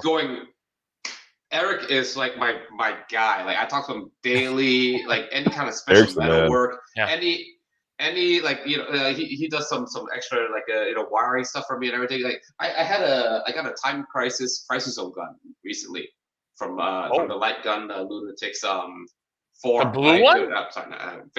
The blue one. It's super rare. I used to have a Crisis Zone. That fucking cabinet. I'm so salty on that in that group. Nah, fuck it. You're not missing. Why does it look so? Oh yeah. It's used, all right. It's used, but it's in good shape. All right. I'm gonna paint it. I'm gonna clean it. Well, I'm gonna clean it maybe and whatever. But just to get the bracket out on the bottom, there's a metal bracket. It was so rusted in. I tried all my tools. I sent it to Eric. He got it out in one day and sent it back. I was like, wow, that's fucking. He probably just fucking heated it. Probably put a straight flame to it. He has some. He's a freaking NASA engineer formerly, or some kind. Now of that gun. Engineer. Are you keeping the actual like the solenoid in that gun? Yeah, I got it right here. This is an industrial solenoid. An industrial? What's the voltage on it? But I'm saying you're keeping it the stock solenoid, or? Yeah. So this is rare. People probably don't know. The Namco did a rotary solenoid for 2 guns, Crisis Zone and Time Crisis 5. But Crisis Zone is horizontal, so it's a constant spinning solenoid. It's like a railroad track. On the Time Crisis 5, it's gravity based, so it pulls up and then gravity pulls it back down. It's weaker. This one is fucking strong, and this one is still working in perfect condition. Yep. This is freaking. This alone is 2 pounds. I think this is 1.5 pounds. Is that 24 volts? It's got to be 24 volts, right? 24. Getting this bracket out of the stupid hose. Like as I said to Eric, I just please help me get it out, and he got it out for me right away. It was awesome. You know why? Because this bracket has fucking screw mounts on it. If I don't have this bracket, I gotta jerry rig something. Otherwise, I can't put the cable through here. I need this solid piece. But yeah, this is gonna be a fun mod. I've done it before 3 times, but you ever seen a Crisis Zone cab? Like you ever seen that gun in action? No. It's a beautiful gun. The feeling is very, very different. It's like an Uzi. It's Uzi style. It goes like it goes ham. It goes hard. Yeah, because it's got the rotator inside. So because it's a rotating solenoid, there's no worry about burnout. It's different. It's like a industrial motor basically. So actually, this is one thing I did want to talk about. Solenoids sooner or later will burn out if you go crazy on them. Right. That is the nature of arcade guns. Ever since Time Crisis 1, those are sliding guns, right? If you use it for 20 years or 10 years, eventually something will mechanically die. All right? That's just what it is. But the rotary one is meant to go on and on and on because it's using a motor, basically. So it's like if you want to do like Aliens Extermination, it's not a solenoid, it's a motor. Actually, no, sorry, Aliens Extermination is a solenoid. My bad. Hey, look who's here. Look who's in the chat over there. It's Brad. It's the sleepyhead. How's your asshole doing from that chorizo and eggs and Bloody Mary? Come on, Brad. Come on the stream. Don't be pussy. I'm doing the Uncle Roger voice now. Don't be a pussy. I never get the braided cable. Why would you want the braided cable? The braided cable is the old one. Now you got the modern one. What guns take 24 volt? Okay, 24 volt. Time Crisis. The Time Crisis guns. Crisis Zone. A rare one that you're not gonna get. Shootout. Hang on a second. And what the fuck else takes 24? That wasn't Brad. What? That wasn't Brad. That was me. Look, I just typed in test, and it was me. For some reason, it's typing in his name and my name, probably because we're sharing the stream. Oh. So yeah. Whoops. Well, he just messaged us. Did he? Yeah. I've been stalking you guys to decide what to buy. Planning to also order buy Vic 4 Play with Race GC guys and Joseph. I mean, just put the money on the table. It's very simple. Just whatever you want. Put the money on the table. Don't tell your wife. That's the best advice I can give you. Preserve. My customer basis is already like 60% divorced. Don't be another statistic. don't tell your wife what you spent on this shit. I hope Brad didn't just wake up randomly. He's like, "What's going on?" Like somebody's me. He's in the Somebody's bathroom and his asshole's exploding. How bad can a first-class chorizo be in Connecticut? Need Vic to drop off. Yo, Vic, would you drop off in Connecticut? The Rambo build I did. It went to Connecticut. Yes, it was quite a drive, but I wouldn't mind it. Money's money. Okay, I will go if me and Vic can go to Mohegan Sun, like on a road trip. I'm pretty you want sure me to get the money and I'm gonna just blow it away? I'm pretty sure it's safe to say that B does tonight too. Well, B did tell us he might not. I said to B, I was like, I hope you're not doing your stream because of us. He's like you said, he's doing basketball. Yeah, he's doing the basketball. He wasn't sure if he was going to be back in time or not. Yeah, actually, the origin of how I got into arcade is actually Mohegan Sun Casino. My parents would like go. Yeah, oh yes. My parents would actually go there to like gamble and just leave me at. Back then it was called Kids Quest. Then it was upgraded Cyber Quest. It was just an arcade. I had no money. My dad gave me like $20 for like 8 hours. Like, what the fuck? Like, yeah, right. You blow through that in like 10 minutes. So I'm like there. You know what I had to do? I had to use my leverage social skills to make friends with the guy that services the machines, and he would like put on the games on free play for me, like so I could play some games for free. That's the level. What was the game you were playing? I played 3 games when I was younger, when it was still the small arcade. It was Gauntlet Legends. That was such a quarter eater. That was ridiculous. I played Crazy Taxi. I still can't drive. I'm Asian. I follow the stereotype. Okay. And I played Marvel vs. Capcom 2. They had the real arcade there back then. Yeah. That was cool. And then I started like learning how to hustle the like prize machines for Pokemon cards. But I at the end of the day, I was still using social skills more than anything, just to get around my dad not leaving any cash for me there. Yep. I'm like, you bastard. So now whenever he wants shit on Amazon, I give him a hard time. Like, God. But yeah, but that started my love of arcades. And that's why I started doing MAME, because I wanted to play Marvel vs. Capcom, Marvel vs. Capcom 2, Gauntlet Legends. Gauntlet Legends is probably a game, or even, I mean, I'd never really played Gauntlet Legends. I mean, we have it, but I played like the first Gauntlet, and I'm like, I don't like this. Really? The first one, 2D Legends, is great. I don't like Gauntlet. I didn't like it. The first original Gauntlet, I'm not a fan. I played it on NES. First one was but that's like the grandfather of like Diablo. Yeah, that was. You gotta try. Hey, B's here. Hey, there he is. There we go. Oh, rain! Wow, shit. Rose. Oh, we're going to be on for another half hour, so hurry up, B. We'll be around. Yeah. I'll be here. Keep the stream going. We got what was I gonna? You ever been to the Resorts World, Ray? The new one? The one in Aqueduct? Yeah. In Aqueduct? Yeah. I went to it a couple of years ago. It sucked because there's no real players. It was all digital. No, it's all computerized. It's all digital. I hate that. If I can't flirt with the dealers, man or woman, I don't care. Like someone to talk to. What's the freaking point? Well, since digital we have some blackjack, it's horrible. There's some New Yorkers here. We got I think it's gonna suck, but apparently we have an arcade auction this coming Saturday. Are you gonna go? Where? I'm gonna go, and honestly, I mean, I don't want to say anything, but it's honestly no joke. It's like 5 minutes from my house. Oh, you gotta go then. I know. I'm gonna go. But it's a rental. It's called Send in the Clowns, and I think they're mostly bounce houses.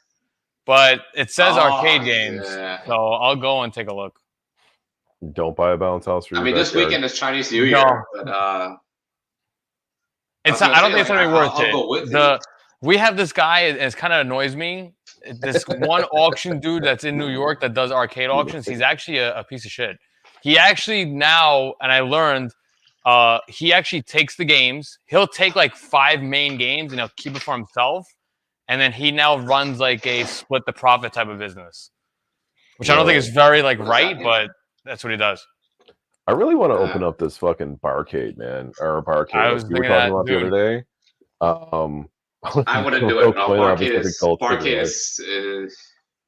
I think it's a. Yeah. I mean, listen, as long as you have liquor, you're in it. You have to have some kind of thing now because that's what's going to attract the main people. Mm-hmm. So it has to have some kind of alcohol serving or some kind of food, if anything, like your French fries and your pizza and shit. See, the food is tough. Food is right. Once you get it, especially in New York over here. I don't know how it is in Buffalo. You guys have like the letter grading crap. What do you mean? Like in New York here, we have the letter grade. It's A, B, C. So it's like if you're a B and down, your food is like basically the health department comes in, and if you have like rats on the floor and shit, then you get a very low grade. And if you're not an A, you avoid everything that's not an A. No, we don't have a letter grade. Why did he look around? He looked around like, but we don't have a letter grading system here. Yeah, New York has a letter grading system. The place I got there's this place here called Wingnuts, and it's the worst chicken wings I've ever had in my entire fucking life. They were soggy, it was like they fucking took them out of an oven and put hot sauce on them, and then just sent them to my house. It was bad. Wow. It closed. I left them a shitty review because if you fuck up wings in Buffalo, you fuck up wings in Buffalo. But we just have reviews. We don't have letter grading systems at all or anything like that in Buffalo. But the food. Yeah, we have a health department letter grade. Yeah, and the health department letter grade is you don't fuck. I mean, we have the health department. We get where you have to be up to code. You have to be up to code with the health department, though. You can't have a shithole. The bar thing, the barcade would work in Buffalo though because there's not a lot. We have a Pocketeer Billiards, which used to be a pool hall, still is, but now it's a pinball and pool hall. It turned into one of it must have switched owners at some point, and somebody was like, "We need pinball," and now they have like 25 or 30 different pinball machines inside there. Wow. I haven't been there in years. It's in my old neighborhood. I haven't been there in years. But like Dave Sousa, the Buffalo Pinball League runs out of that, and Sosa goes there all the time. And then we have this other place called Masudo Chow's, which, believe it or not, it's the bassist from Stone Sour, the band, who owns it. I guess he's from Buffalo. And there is an arcade on the second floor. It's a Japanese restaurant, and it's a Japanese style arcade, but it doesn't have candy cabs. It's just on the second floor that he has like arcades lined up, and a couple pinball machines. Nothing crazy, and that's it. It's a big attraction. It's downtown, and it's an attraction on like a Saturday night. And the food is really good, actually. The Japanese food there is extremely well. But other than that, I never really have any ambition to go there. Like, it was a quarter arcade. I didn't have any ambition to really play any of the games while I was sitting there eating, actually. But he had a good lineup. He had a Simpsons. He had a Metallica pinball. He had an Attack from Mars pinball. He had Double Dragon. He had an original Punch-Out. And I tested it, too, because it was the Punch-Out cab. The Punch-Out cab has that lift. The arcade stick does some kind of lift to it, and it had it. It was almost like a push-pull spring, but it's not. Wow. So it was had the actual Punch-Out control inside it, which impressed me a little bit. I was like, oh, they actually have a real machine here. There was a Road Blasters. There was a few others. Nothing that I was like, oh, I need to go over there and play. He had 0 light gun arcades, which I was a little disappointed about. But they're rare. That's why. Right, but other than that, I mean, that's it. There's nothing else in Buffalo. There's a Lasertron, which is laser tag, and they have it's a Dave & Buster's style arcade inside there.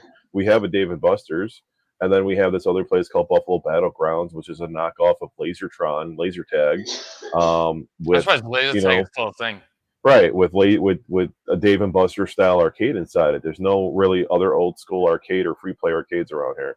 So you hear your kids walking around up there because I do the same thing. I was like, I don't know. I heard something. Right. So I think depending on the location that I put it, it might be okay. It might be okay.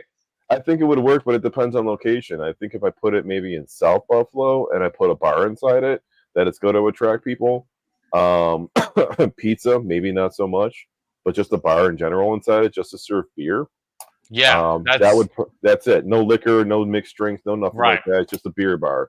Beer's on tap, and I think that might be an attraction. Beer and wine less much easier. Yeah. Right. When I go into this warehouse, if I can create another space that would be attractive, an arcade inside there might be a way to go.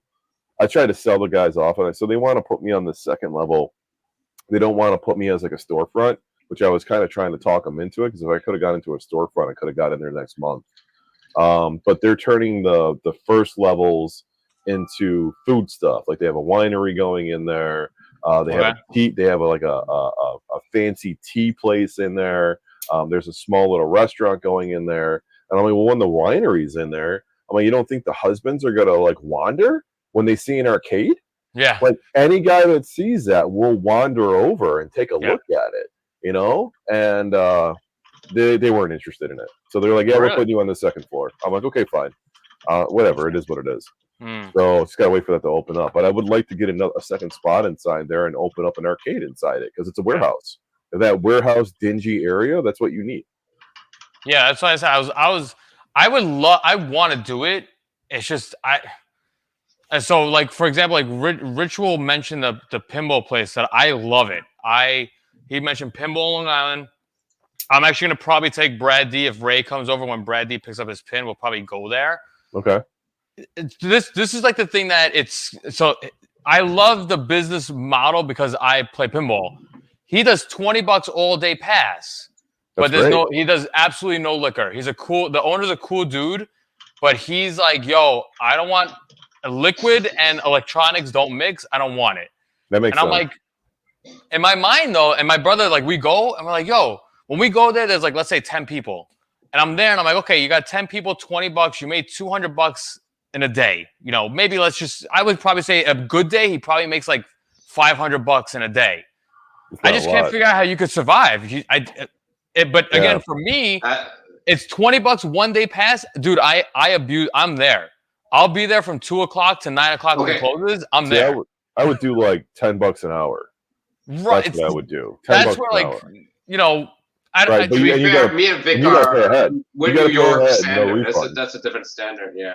Yeah, you got to pay ahead. It's a beautiful spot. So if you want to go in, $10 an hour, you tell me how many hours you're going to plan to be here, and then you pay that, no refund. If you don't stay that whole time, that's on you. You can walk in and out between those hours, call it a day. Right. So now next week, I'm actually planning.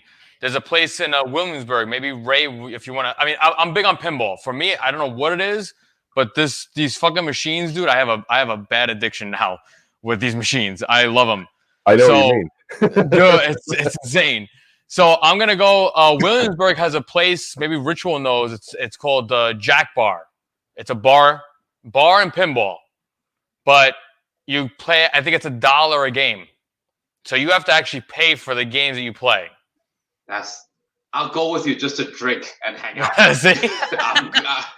So the business mindset on that is that he's definitely making money off the bar, but like me personally, I don't want to go to a place where I got to put fucking quarters in. Right. Yeah, you want a free play style. Yeah, dude. So I'm torn. I'm torn. Last Saturday there was a good 30 people. Let's partner up, and you open up a place in Long Island, and I'll be your silent partner up here. My issues, I have to find.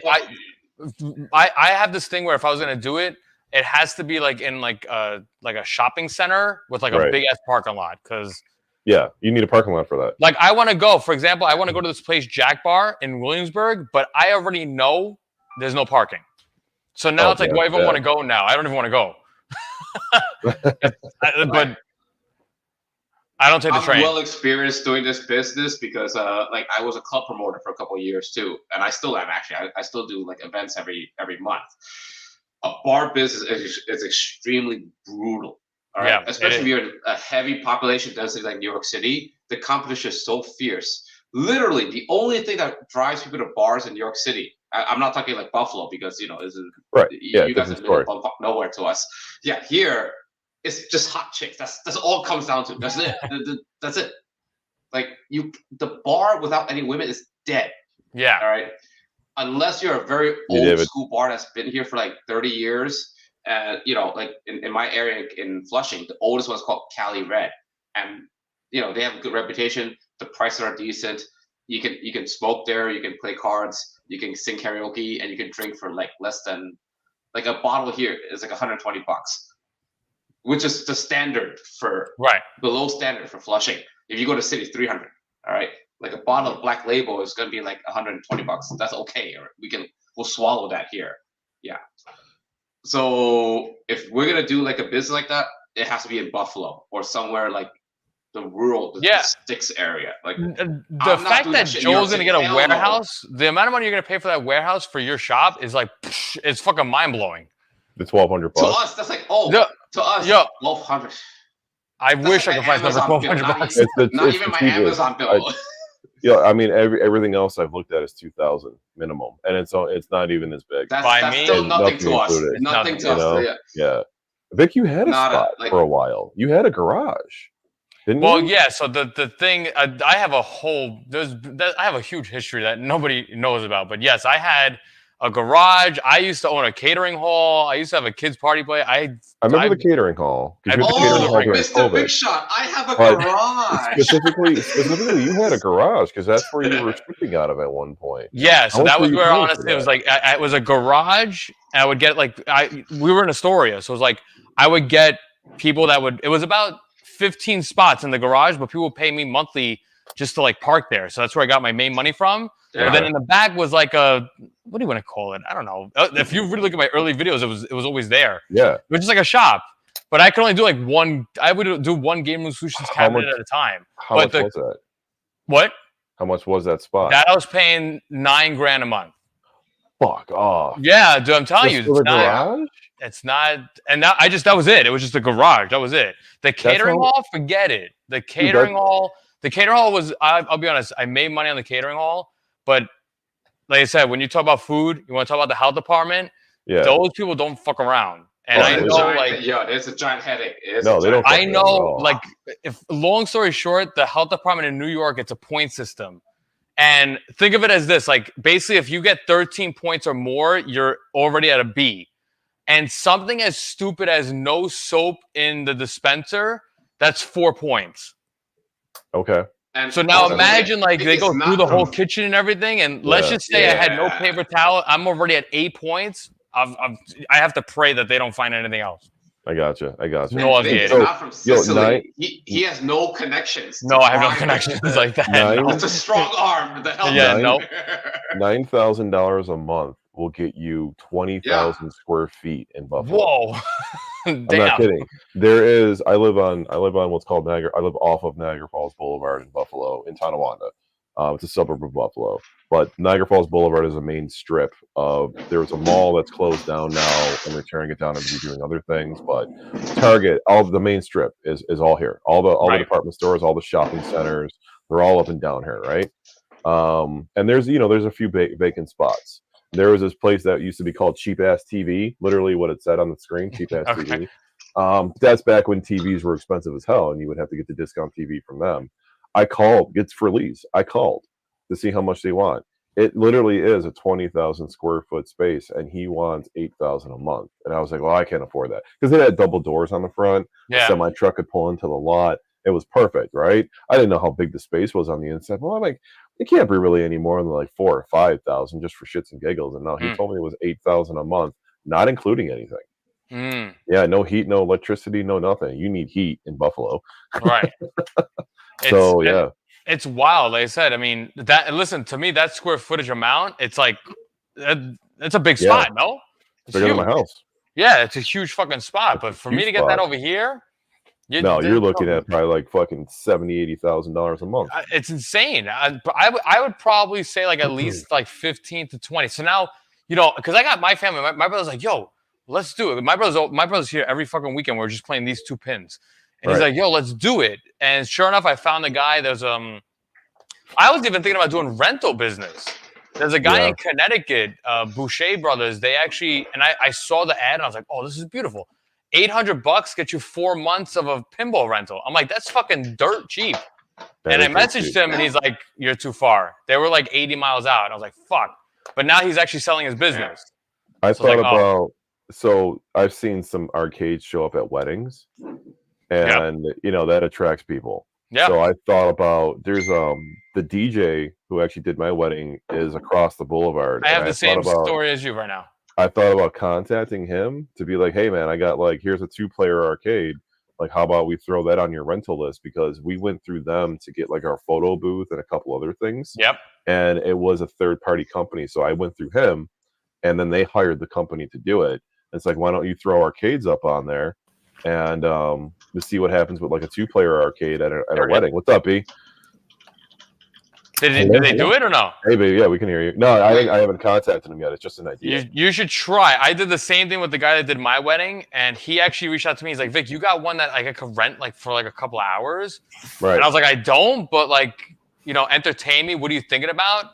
But Right. he wanted me to bring it and like actually man it. It would be a Pandora box build. So I was like, all right, I'll man it. But they didn't want to pay me more than like $500. I was like, that's not gonna be worth my time. So for me, that would be worth my time. B, welcome, buddy. Yeah, because of Buffalo, everything's so cheap. Let's welcome B. Hi, B. What's up, B? Look at his face. He doesn't look happy. I've never seen. He didn't even take a shower. He's still wearing his. I know, dude. I'm all like, I'm dried off, but I still need to go shower afterwards. I was like, damn, I gotta come back. I gotta get on the show. What man. time is your body? I want to lick your forehead and get the salt off it. I know. It's shiny, right? Still got at least I combed my hair. It was all sweaty. 8 o'clock is time. Almost got the triple double, but I couldn't quite pull off the victory today. So, dang. Did you dunk? What's that? Did you dunk? Did you yeah, almost. Right. It's a 40 and over league right now. So I just turned 40, so I'm like the fastest guy in the court right now. Wow, really? I wouldn't guess energy. But yeah, they had this like big chunky guy that was like maybe 250 that was just bullying everybody else. So I play in this Asian league, and most of these guys are like tinier. Asian basketball league. Yeah, man, that's those Japanese guys, man. They know how to play. It's called the NBA, Asian Basketball Association. That's what's up. So wow. Yeah, but I've been playing league basketball and pickup for a long time, so it's kind of got my exercise. It's like low key. Like I probably spend more time playing basketball than like any other side hobby thing. But yeah, don't talk about it too much. But can probably ball up anybody else here. You're balling me up. I'd be like, dude, don't do it now. Don't. You can't get me. And I was just... I'm not playing. I'm gonna be hitting the ball with a ping pong paddle, like I'm a ping pong player, not a basketball player. Was that indoor B or outdoor? It's all indoor, yeah, for sure. Indoor. Like at this point, it's all Indoor, indoor. yeah. So I play pickup like Monday, Wednesday, Saturday, and then I have league games on Sundays sometimes. Damn, busy shit. So. I can't even get up the stairs. That's a lot. 3 days a week is a lot. Yeah. Yeah, I mean it's at nighttime when the kiddos are like kind of like going to bed already. So my kids are a little bit older as well, so they can handle their own. So now it's like, all right, I'm finally getting more like a me time back. 12 now, right? 12 and 7. Your kids are 12 now. Yeah, that's the big one can take care of the little one if we need to. So we're like, all right, yeah, so it's a good space. I can't. That's do it. By the way, Vic, if you ever come to Cali again, you gotta crash at B's place. Crash. Yeah, 100%. I'm going there. Like he said before, he's the only person I've yet to meet in person. That's right. Yeah. Sure. And then Bobby. I gotta meet Bobby. If I'm going there, I gotta meet Bobby. You gotta meet Bobby if you go there. No, Bobby is very far out though. Bobby is over like 2 hours away from me, right, B? No, he's like 45 minutes. That's not long. He's in Garden Grove now. He's closer to Disneyland. He used to be right down the street from Disneyland, but he moved. So yeah. How far is Keo from you? Keo Daikin, maybe about 45 minutes north from me. So in LA, like most places are about 45 minutes away, like with or without 30 to 45 minutes away. Gotcha.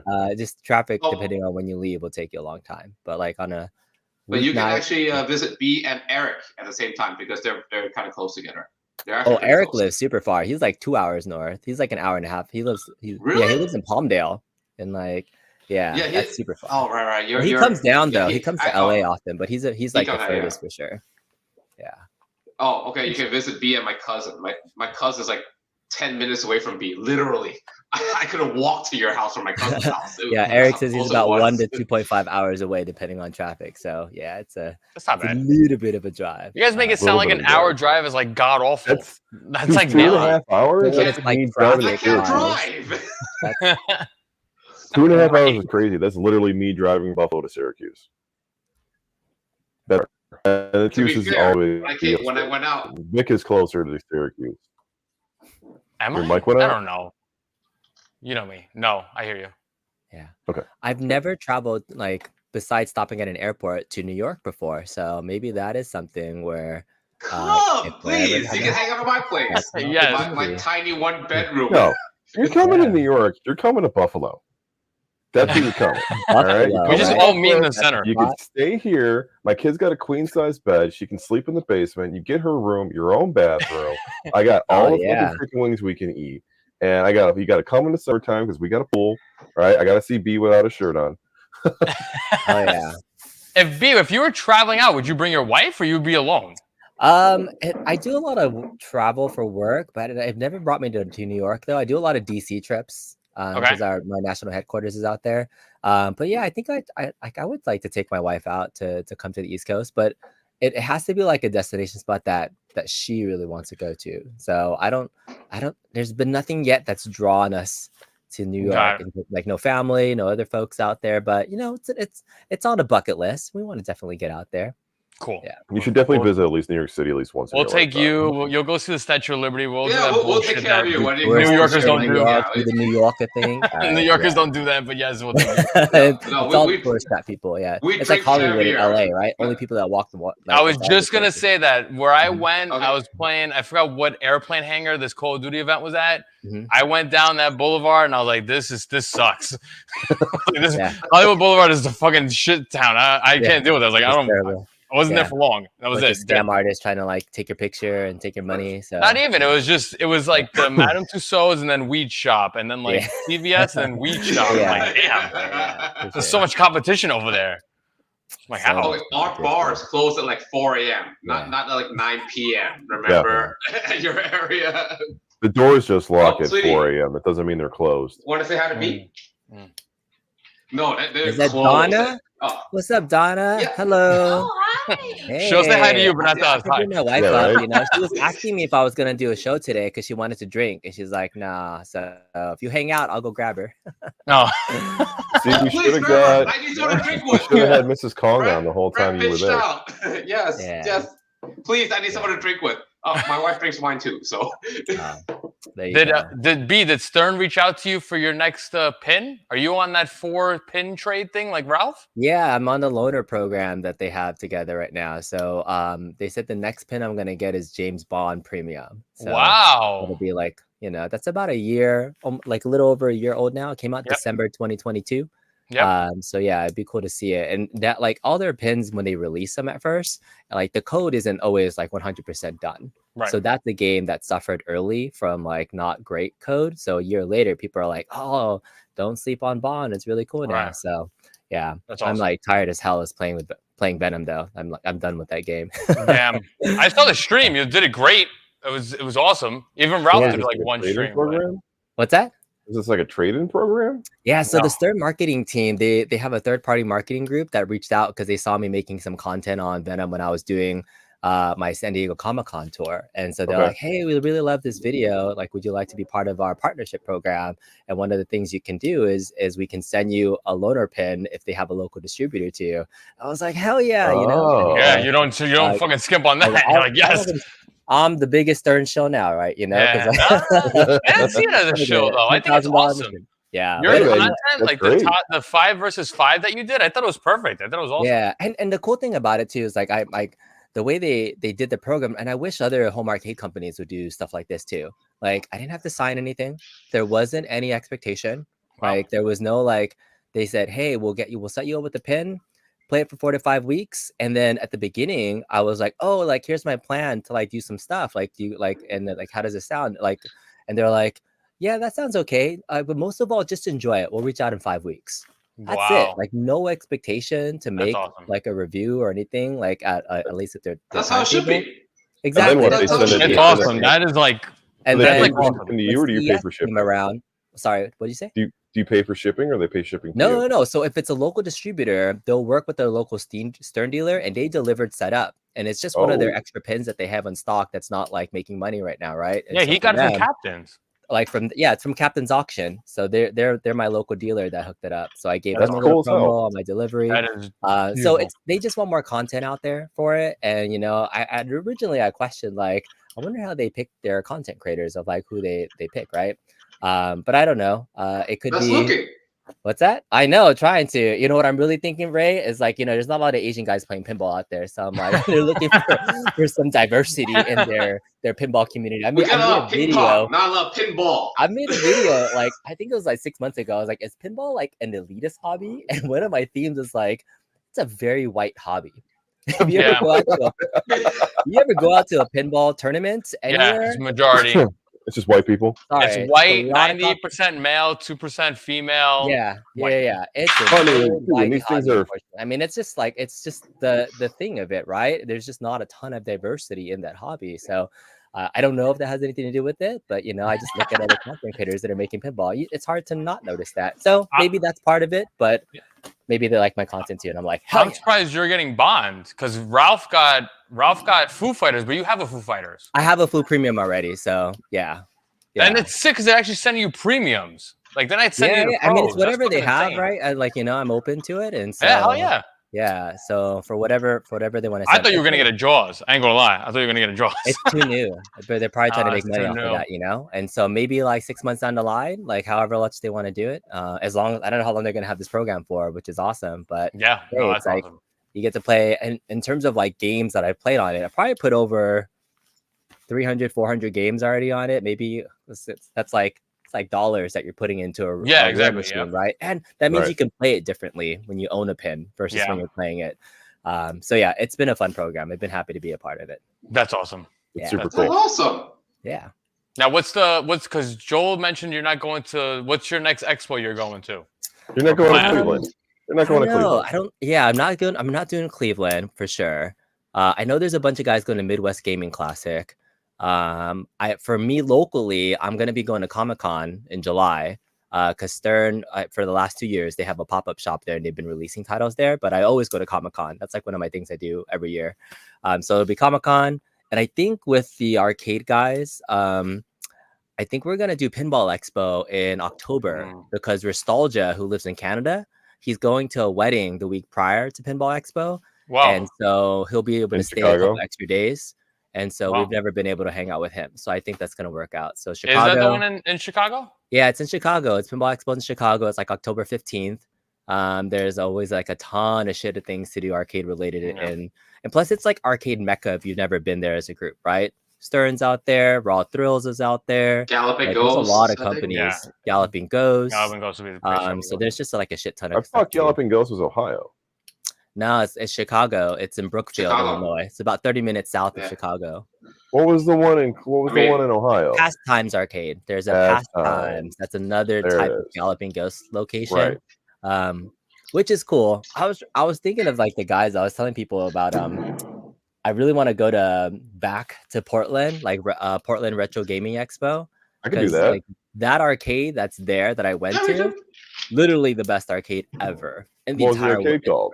The Next Level Pinball Arcade. Really? Wow. I'll be there. I'll be Oh, so I really? go to my wife's family's from Portland. Portland, So yeah. I go to really, Portland every year. I'm going the last week of August. Get So out the there, week man. of- Call week it of the Labor Next Day? Level Pinball Museum. Check it out. It's like 30 minutes, like west of Portland. It's super Wow. close. Best, like it's been rated the best arcade in the world, like best pinball Wow. arcade in the world. Like Oh, from wow. the. Okay. Do you guys ever heard of the Twippies? You guys know what that is? Yeah. Yeah.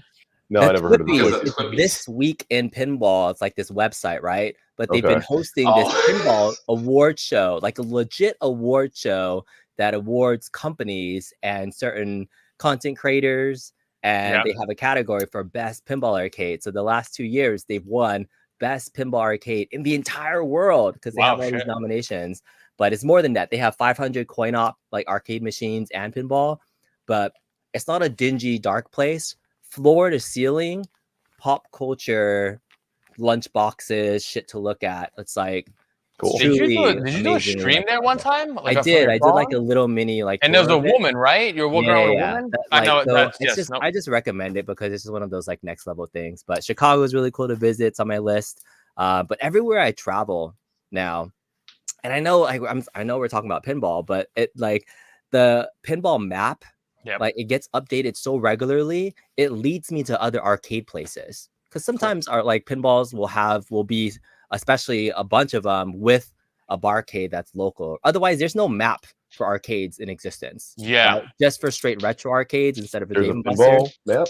It's called PinMap, yeah. So you can either get the app or the online version. But everywhere I travel, I just look up and then I say, oh, this place has 20 machines. And then I look it up and it's a local barcade. And then I go there and there's like a ton of extra like retro games there too. But it's like, it's the best arcade map, I think, that helps you experience new stuff.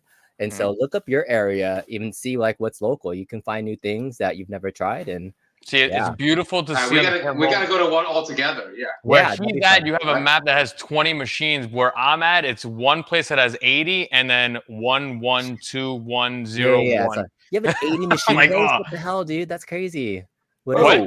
You have a place that has 80 machines? Yeah, in Long Island. It's Brett. He's been open for about a year. That's crazy. It's just pinball. It's there you go. There's your pin map. Is that you? Is that Buffalo? This is Buffalo, yeah. Yeah, look at that place. There's a double-digit one right there. Look at me. He's like, click the double-digit. No, that's 91. Right there. What is that? What the? So this is 91. Is that 91? This is the one that I was talking about earlier. It was a pool hall. What the hell? Just pool table. Zoom in. And now it's pool tables. Is it 91? Does it say 91? It says 91. There's 91 pins? Go on the left and then scroll down. Guys, relax. Let me explain what this place is. I know this place. All right. This is the place where Sosa goes for the pinball league. All right. So this used to be a pool hall. See it. It's Buffalo. That's Buffalo pinball. That's Buffalo. So this used to be it's a pool hall. Now it's mixed with pinball inside it too. Obviously, I haven't been there since they added the pinball. Obviously they don't have a lot of pool tables anymore, and it's clearly a lot more fucking pinball. Holy shit! Oh man. Yeah, you can see the Bills logo on the back. I'm gonna have to swing in there. I didn't realize it had this many pinball tables. Dave invited me a couple times to go hang out. But I never, it's usually on a Sunday night that they do the league, and I just didn't have an opportunity to do it. But yeah, so we don't have many things like some of these places with 2 and 1. There's, I mean, these aren't really Masudo Chow's. This is the place that I was talking about. That was the Japanese bar with a second floor arcade on it. Now, so by you, are the barcades by you? Is it quarter play or is it one fee you play? It depends. There's some that are like tokens for their location, and then some that are free play setup. But yeah, that's pretty cool. That's a spot. And anything with like that many pins, it's also cool to just see it and like. Yeah. I had zero nostalgia for pinball growing up. Like I could care less about that shit. But I've been getting so much into it because. Now I understand the game more, right? Like, and virtual pinball, which is what you started with, Vic, like they helped you learn the rule set for things. And like, as you get it, you kind of start appreciating it more. Yeah. And so, but yeah, again, growing up, one, it's too expensive to play like a single quarter for a pinball machine that you don't know how to play. But now I enjoy it. It's more casual for somebody to just walk up to that than say to go up to like a Street Fighter 2 machine and get rocked if you've never played like a game, like a fighting game competitively, right? So it's true. It's a way, and then the ladies like to play too. You can show them how to like bad Santa nudge too. Bring your lady to a bar. My wife loves it. My wife puts it on Twitter all the time. Already, just show her how to nudge. Just be like, you got a slap nudge. What's your wife here, baby? Wait, did you all get married through pinball? No. But I'm saying my wife will go with me to a pinball barcade more than a regular arcade because she can drink and then we can play a little bit and then the kids can hang out for a little bit. So it becomes a little bit more. Call her out so I have someone to drink with. I've been drinking like half a bottle. All right, let me go get a drink. I'll be back. I'll see if she wants to come up and say hi. Go. We're speaking for like another 10 minutes. I gotta go to bed. You gotta go to sleep. Oh, he's gonna go to bed. Like another 10 minutes. Yeah, I'll be here. No, I'm gonna hit up B. I'm gonna message you because I want to. What's going on with the V pin? Are you still working on that? Yeah. So it was up and running. It was good to go, and then I didn't turn it on for like 2-3 months because I was waiting for the guy to pick it up. I told him like, "Hey, it's ready for you to get," and then. I'm having Windows issues where it won't boot up correctly. And I'm like, everything was like messed up because I was using his PC. And I think it was an older PC that was running Windows 7 that I kind of forced into Windows 10 because it was back from 2015. And so I might have to wipe it and start over. You're not going to keep that? I thought you were going to keep that for you.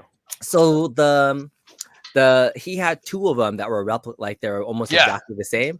And so the deal was I fix up one make it work, he gives me the other one, which like okay. in terms of parts and everything, already had about almost $4 to $5 grand in parts and everything put into it. So it was like that was like my fee to be able to put it together. So that's why I'm not into the AOP 4K. I was like, I have a full size V pin that I worked really well, but it was still a 1080p screen. If I get the other one back, I would definitely upgrade probably the PC, keep some of the components and things.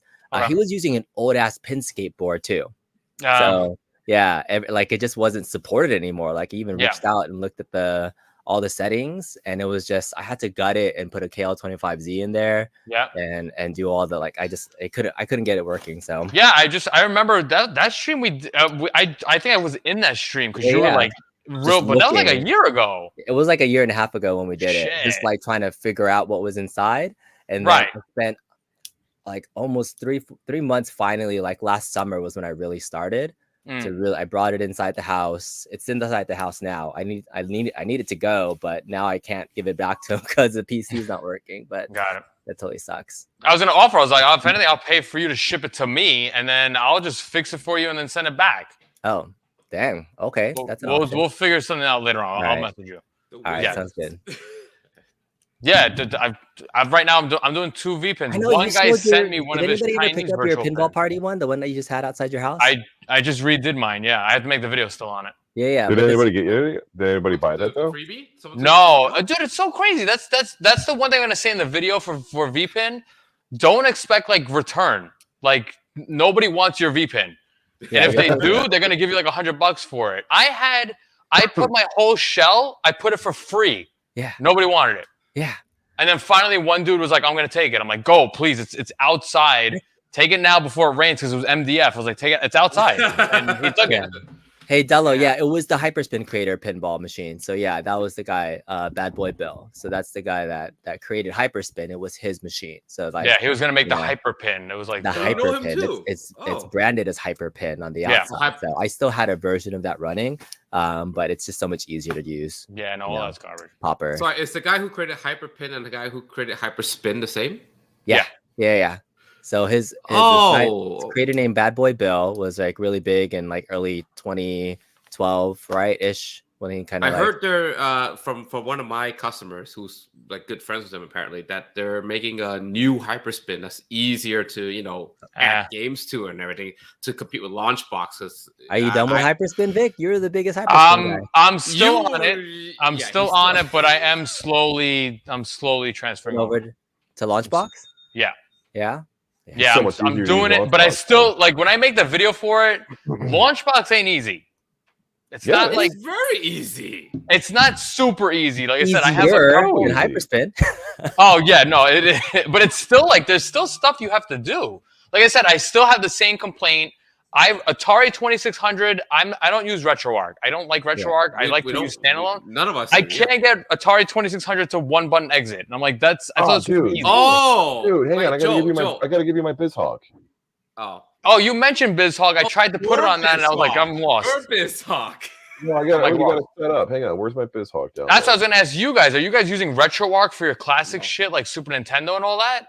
BizHawk, BizHawk all the way up to and then put up an exit HK if it's has issues. Right, that's what I gotta figure it out. Launchbox, there's something that you have a running HK. You can do escape. Right, I've seen the script. Yeah. Yep. Vic, go to the private chat, click that Google Drive, and it'll take you 30 seconds to download it. It's not big.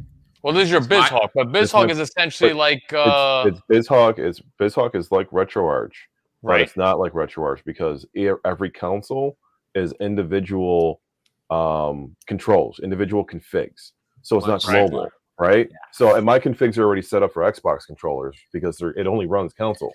So I have my BizHawk run Atari, all the Ataris except for the Jaguar, and Atari. It doesn't run Atari ST. So it's 2600, 7800, 5800, and then up through Super Nintendo, Sega Genesis, Sega CD. My question to you is, are you able to run BizHawk alongside of the emulator, or is BizHawk is the emulator? BizHawk is the emulator. Yeah. So if I want to use BSNES though, then I can't use that for like Super Nintendo. No, it uses SNES X9. Right. Okay. So it's an alternative to RetroArch. Yeah. So it's a complete alternative, but it's way better than RetroArch. Ray introduced me to BizHawk a year and a half, 2 years ago. I haven't looked back. I will never. I won't. This is streaming to Brad's channel, but he's not here. It is. Yeah. Talk about that. Yeah, he has a diarrhea. I don't know what else. Was he here? Did he leave? No. He flew back from Seattle today. Yeah. And he had a chorizo and eggs on the plane. Oh, and a Bloody Mary. So yeah, he's not. Well, he's also tired. We can't just blame it on shit. He's really asleep right now, so he's jet lagged. But yeah, Vic, take my BizHawk. It's already got all the BIOS in it. It's got everything you need. Xbox controllers are set up for 2 players, and yeah, just take it. And if you just drop in your ROMs, it'll work. You don't even have to have the ROMs in the folder. It could just be in a Nintendo folder and a games folder, and then just run it to BizHawk. That's all you need to do. I'll take a look at it. But yes, I am slowly making that transition. I'll still use Hyperspin though. People still request it. And at least I have it still. So I mean, Red Duo Demo says like it still is, I think, the prettiest front end in terms of just. It is, but then again, I honestly Launchbox has an actual Hyperspin. Somebody made it called Unified. The theme, it's not too bad. I actually want to reach out to him because I don't like his inner theme, but yeah, you can change it up. Yeah, but I gotta learn some coding on that. But I'll figure. No, I mean like inside the thing, you can change up the list, the way that it's viewed, whether it's a wheel goes up and down. You can adjust the angles of it. There's a lot of stuff you can do to it. And there's making a theme is really easy. By the way, I think honestly, like I'm just testing a new mic. Can you guys hear me? I can hear you. Yeah. And there's no like echo, right? No, there's no echo. Oh, good. I'm using this freaking expensive ass mic that B made me buy. This is his mic. You gotta point it towards your mouth in order to make it work. There you go. I very directional. I normally don't use this because I'm waiting for you and your wife to come and drink, and because I was gonna get it right now. But we said we're gonna leave in like 5 minutes. So. Yeah, we're not leaving. Joe's probably gonna leave. I have to leave. I have to end the stream. Otherwise, next time when B isn't playing ball all night long, you can just leave it on and just be like, you can leave it on. I'll take care of the rest. Don't worry about it. Let Ray just team viewer in. Yeah. But no, it's all right. It's all right. At least B was. Did you actually real quick? Did you notice the thumbnail? I did. I saw for animated you and everything. Kong. I'm sorry. Like I was. Well, no. Did you see the character? Did you see what you're holding? What? And Ray, I gave you some very nice, like AI'd Asian dude. Didn't see it? Wow. Yeah, I was like, nice. I thought I was the AI Asian dude. What am I holding? Am I holding like a Macross toy or something? There you go. All right, cool. He did see it. Yes, you are holding some random Macross thing. That's a Macross toy. That's right. Okay. All right. I see it now. Oh, I'm running out of ideas for these fucking thumbnails. So you don't need to be that so you got Lizard, and then what is Brad the gun guy? Are you the mafia dude? Yeah, I'm the guy leaning. You're the mafia dude. We have to go by our stereotypes. Okay. You know? But Ray, actually, I found a very nice AI of you, Ray. I think it looked just like you. Just your hair was a little bit bigger. Because all Asians look alike. That looks exactly like Ray. It's very crazy. Am I the one in the middle? The one with the suit? You're the dude with the glasses with the spiky anime hair. All 3 of them have glasses and anime hair. All right. Well, there's one that definitely looks just like you. There's not to be stereotypical. It looks just like you. Did you see the last thumbnail? I felt bad because you had just a little pea shooter gun. So I was like, let me make sure Ray looks good on this one. Hyperspin 2.0 would have to be mind blowing stuff if that's really gonna make it work. But yeah, I heard. Yeah, actually, realistically, Hyperspin actually has a better startup time. It's actually very reactive. It's much lower requirement than Launchbox. Yeah, it's much snappier. But just editing one freaking photo, one image on there is such a damn images isn't that big of a deal. I get people that want to add the games. You got to go to the XML. Then you got to make sure the coding. And if you break the code, forget it. I know. And that's literally like if you removed the slash, if you erased one little slash, that's it. It's XML errors all day. Like that's why I switched to Launchbox. But if they made it easier, then it's very competitive. And I'm more than happy to pay and support that. Like they just need to get rid of Rocket Launcher. I was just gonna say that if they get rid of Rocket Launcher, then they'll be in the clear. So what does Rocket Launcher actually do? It just helps with the setup of the games? Rocket Launcher is really the heart. That's everything. Yeah. Like that's where everything is just communicated. That's where the modules, the AHK. Rocket Launcher is basically like a compilation app that takes all the EXEs of the emulators, all right, and then passes it through to the attract mode interface. But you can also add things like bezels. You can add like a crosshairs. You can change the mouse to a crosshair.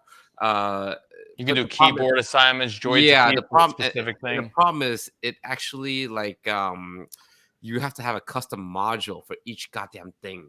Right. That's where the pain in the ass. And the module might not be updated for the emulator, and that's where you have a conflict. Versus launch boxes, doesn't matter what the hell it just pulls the exe. That's where I'm hoping that this Launchbox Big Box, because right now, like my Citra for like 3DS, I can't even update it because then Hyperspin crashes and it's like it can't find. You can do that on Launchbox just fine. Right. That's why I'm leaning towards Launchbox because you can always update PS3 and all that. So everything's got its pros and cons. It's the nicest back end for a front end. Yeah. So that's just like the thing. So. It's easiest, like and the new updates that allow you to launch other apps with Launchbox opening is very useful, especially. I've also been one of those things. I was talking to Joel the other night. I was like, I don't update any of my shit either. Even for I heard that on the stream. Yeah, even for Technopair. But Launchbox has come out. They come out with updates for that like every month. Like every 2 months, yeah. ETA Prime is their official spokesman. Like, I didn't update my Launchbox for 2.5 years because I didn't update. It was like 12.2. That was the update, and then all of a sudden I updated it, and then randomly I wouldn't be able to open it. Like it would just I would click on it and it wouldn't open. Period. I'd restart my computer. It couldn't open Launchbox. Couldn't open Big Box. I had to revert the build back to like 11.2, and I was just running that for the past 2.5 years until recently, where I updated it so we can finally use that marquee screen. Haven't had an issue yet. Fingers crossed.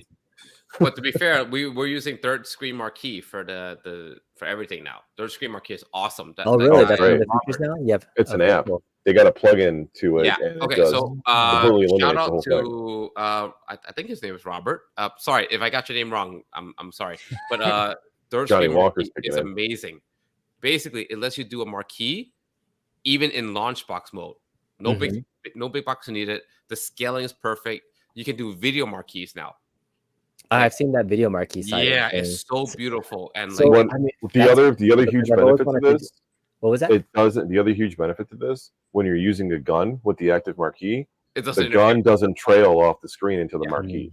It's like it's locked. Beautiful. Yeah, it's flawless. Yeah, it doesn't make it look like there's a second screen, and it kind of randomly goes. That's fantastic. The biggest thing right now with Launchbox, honestly, I give it to them. The forum, there's so much activity. That's why right now everybody's on Launchbox. If you look at Hyperspin's like forum, crickets. You can find them. It's old. It's old. It does making so many nice like video themes and like artwork. I actually made friends with him, and I was like, I'll pay you. He didn't take a penny from me. He's just like taking my like request and like making like video themes for all the Technopair games that were missing it. Okay, normally I wouldn't obsess with it, but it was because of B. When I sent him my build, he's like, "Oh, I made all my own special like bouncy." I remember he's like, "Bouncy is what I like." I was like, I have questions about your marriage, but it's like, oh, bouncy like themes. He made it there. I was like, all right, I need videos now. I need video themes. And this guy made it for me. He was so nice on the Launchbox. So you have a nicely updated like theme now that has everything like set up? Oh, not only do I have a nicely updated, now I have MAME Hooker installed. Oh yeah, MAME Hooker installed. All right, so maybe your gun will pulse. Every time you like upgrade shit, I'm like, I still got to send my guns back to Ray to add a freaking button to my thing. So. Do I not do it for you? Has our shit more than we have our shit. And I did it I did it on stream. Yeah, that was fun. But yeah, I'll send you a new one if you want. It's really fun now. It like your guns will react to it. When you have no bullets, your recoil stops. And the MAME Hooker now allows the vibration to be like felt on like other portions, right? So like that's a big feature. So doing when you have MAME Hooker, the vibration is when you get damaged. Yep. When an enemy hits you, you get you get vibrated. Yeah. That's awesome. Yeah. That's if you have an RGB LED immersion, right? Yeah, immersion is a big game changer. If you have an RGB LED, you will flash red when you get hit with my main hooker. If you shoot, it's blue. Nice. Hey, how close are you and JB? Are you guys ever gonna make a commercial gun for Gunfire? Was that ever in the works? So that is the plan down the line. Like that.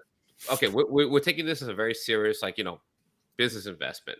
Like to put it in perspective, like I spend $500,000 a year at this point in expenses.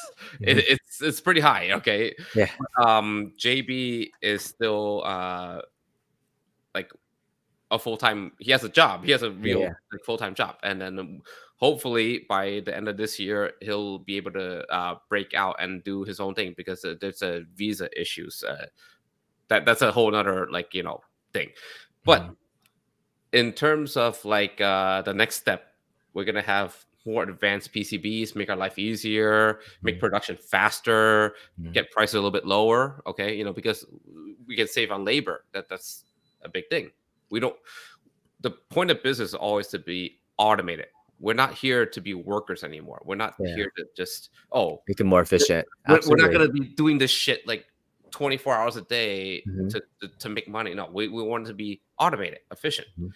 And then as for a full gun, that will be a molding step. Molding costs about 15 grand roughly, just to open the mold and to make it, you know, do the first step. If the mold is bad, we have to do it again. Yeah, you wasted 15. But they're talking about mold of an actual gun. Yeah. Okay. Right. But the thing is, JB is not the same as every other like toy maker. No, he's very high end, very quality control minded. So the money is not an issue. It's, if we're gonna do it, it's gonna be done right. Yeah. And he won't accept anything else, and I won't either at this point, because why? Why are we gonna do something half-assed? Quality over speed, and then patch it like later? No, we're not gonna do that. Yeah, I'd rather eat the loss and just do it the right way the first time. What kind of gun does JB use in his personal gunfire? What's his shell right now that he like? Did he made his own, or I is can he actually tell this. I literally went to Japan. I went to Japan. I met him in real life. Yeah, we had sushi, and it was awesome. Sushi in Japan. If you're gonna go to Japan now, it's awesome. The exchange rate is great. Nice. Like 1 to 160 is awesome. A meal there, $20. You'll eat like a king. He literally brought out a gun in the middle of the street in Tokyo. He fucking like came out like, oh, here, like took it out. 3D printed gun. I was like, okay. I didn't want to show it off, but he just pulled it out, and I know he'll laugh because this is exactly what happened. Yeah. So he has actually modeled something like a Time Crisis gun, what you have, right? But with a D-pad, with an LED screen. Oh, okay. Yeah, with multiple buttons on each side. Start, select, everything. Like it's freaking awesome. Nice. Yeah, but I was curious what he was using these days, like as the guy like created it. So I was like, you know, because it's like, is that the mold, right? Like, what would it be? Like, what would it look like competing? It would be so. Think Time Crisis gun, but with more buttons. Yeah, but I see. 3D printing is actually not really viable for a commercial product. No, it's really not. Like for a prototype, it's fine. To make a prototype is okay, but we have to make it properly. You know, right? Injection molding and everything. You can't just 3D print is too fragile. It's too slow. It's You know? What are you rocking these days? Me? Do you sell everything that you make? Like I literally sell everything that I make. That's really. I actually have nothing left anymore. Ray doesn't really play much. Ray surprisingly was playing some Tekken 8 this past week. One round of Tekken 8, and I beat arcade mode. That's it. I just wanted to see like what if I could do it anymore. And I didn't even do it with my fight stick. I sold my fight stick. I sold it to Raul. By the way, Raul has my fight stick. Which one? The black one you made? The leather one? Huh? The black white, leather or the white? No, the white glowing one. Oh, the white. Jesus Christ, you sell everything. Yeah, he does. I sold it to Raul. The black leather one I actually gave to my best friend. He is actually my best buddy and helped me start my business when I was only 18 years old.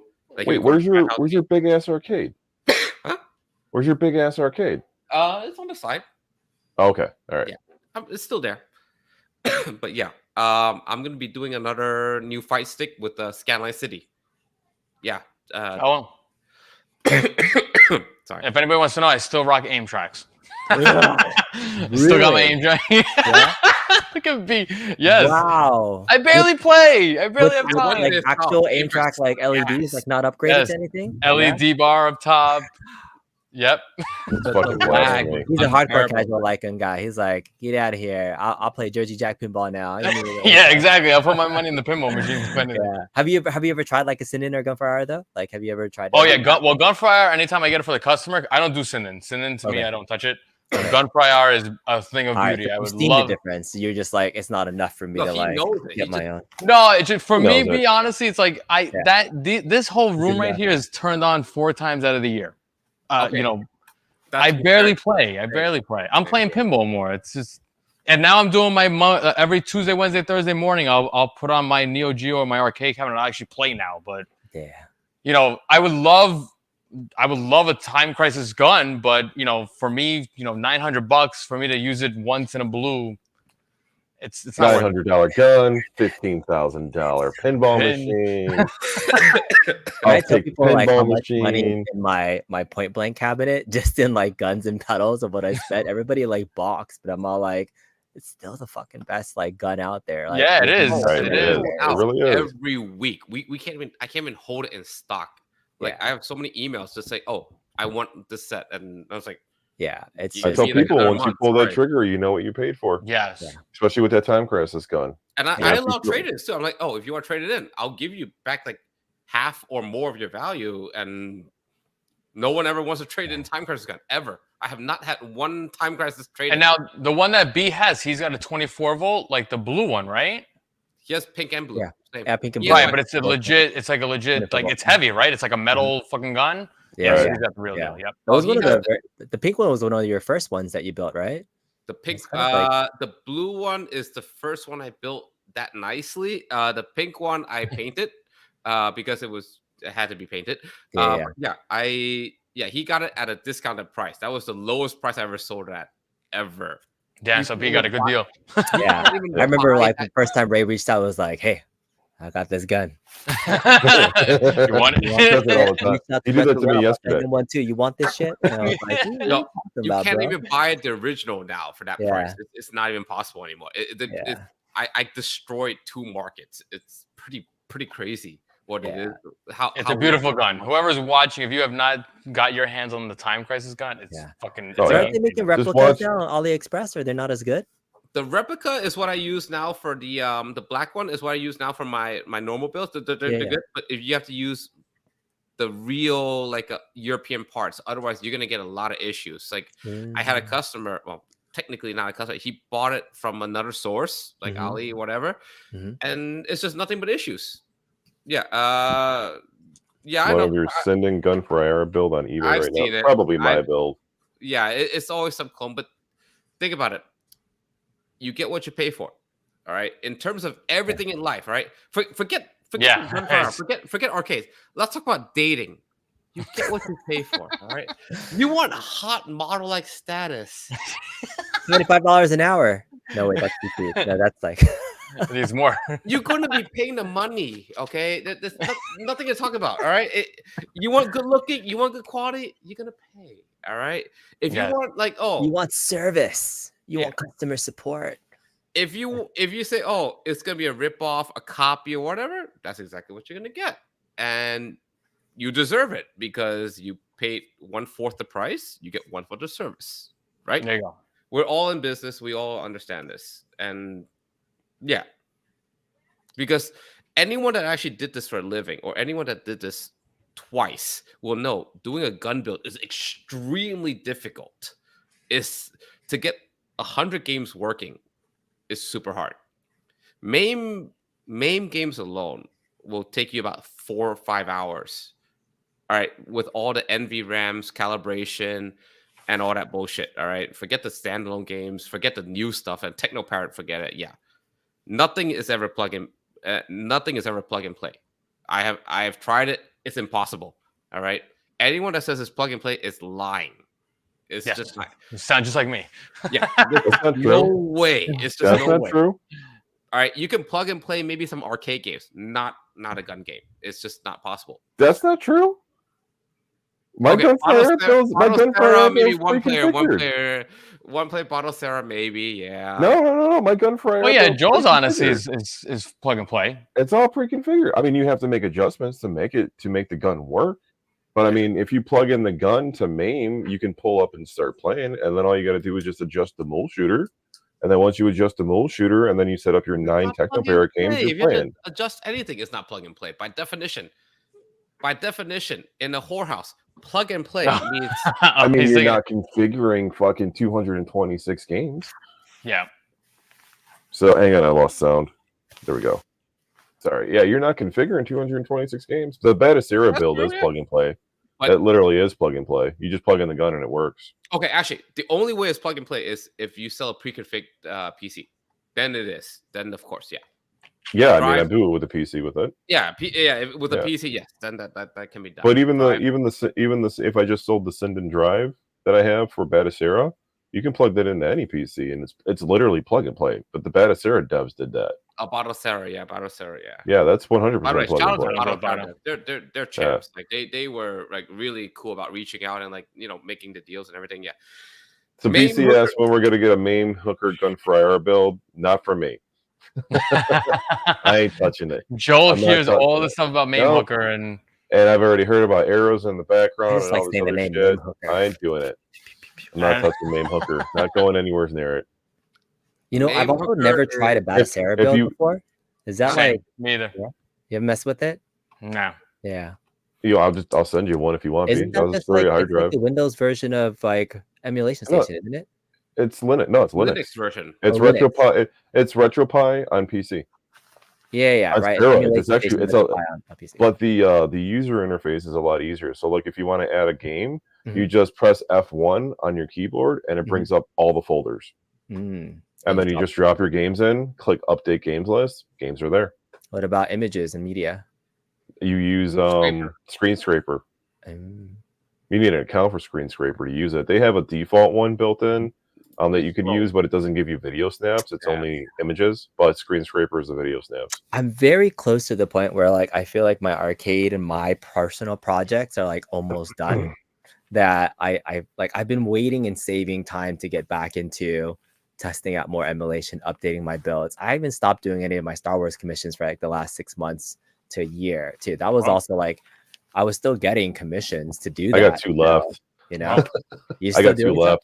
Yeah. I got 2 left, and you know what? They've been waiting a year and a half. Damn. And I know. I don't want to touch them. I started hating it. I started hating the Star Wars builds. I don't know why. I just hate doing them. And I have them built. I just have to do the LED lights and then do the PC and send it off, and then it's done. But I don't like doing them anymore for some reason. So I took them off my website. Yeah, I tell people to go to you, but you're not doing them anymore. It's like we did it once as a passion project, and then we felt great about it. Yeah. But then once you start commercializing it, it feels different, and a lot of people don't understand that. It's like once you make burned out on it, business, you get burned the fuck out. Yeah, you know what it was for me? Every time they would come in, for sure. I bought. I wasn't modifying the yoke. I stopped modifying the yoke, and I thought that I would just make it easier for myself and buy Glenn's yoke. Yeah. And no offense to Glenn, but I bought 4 earlier in 2023. I bought 4 of the yokes.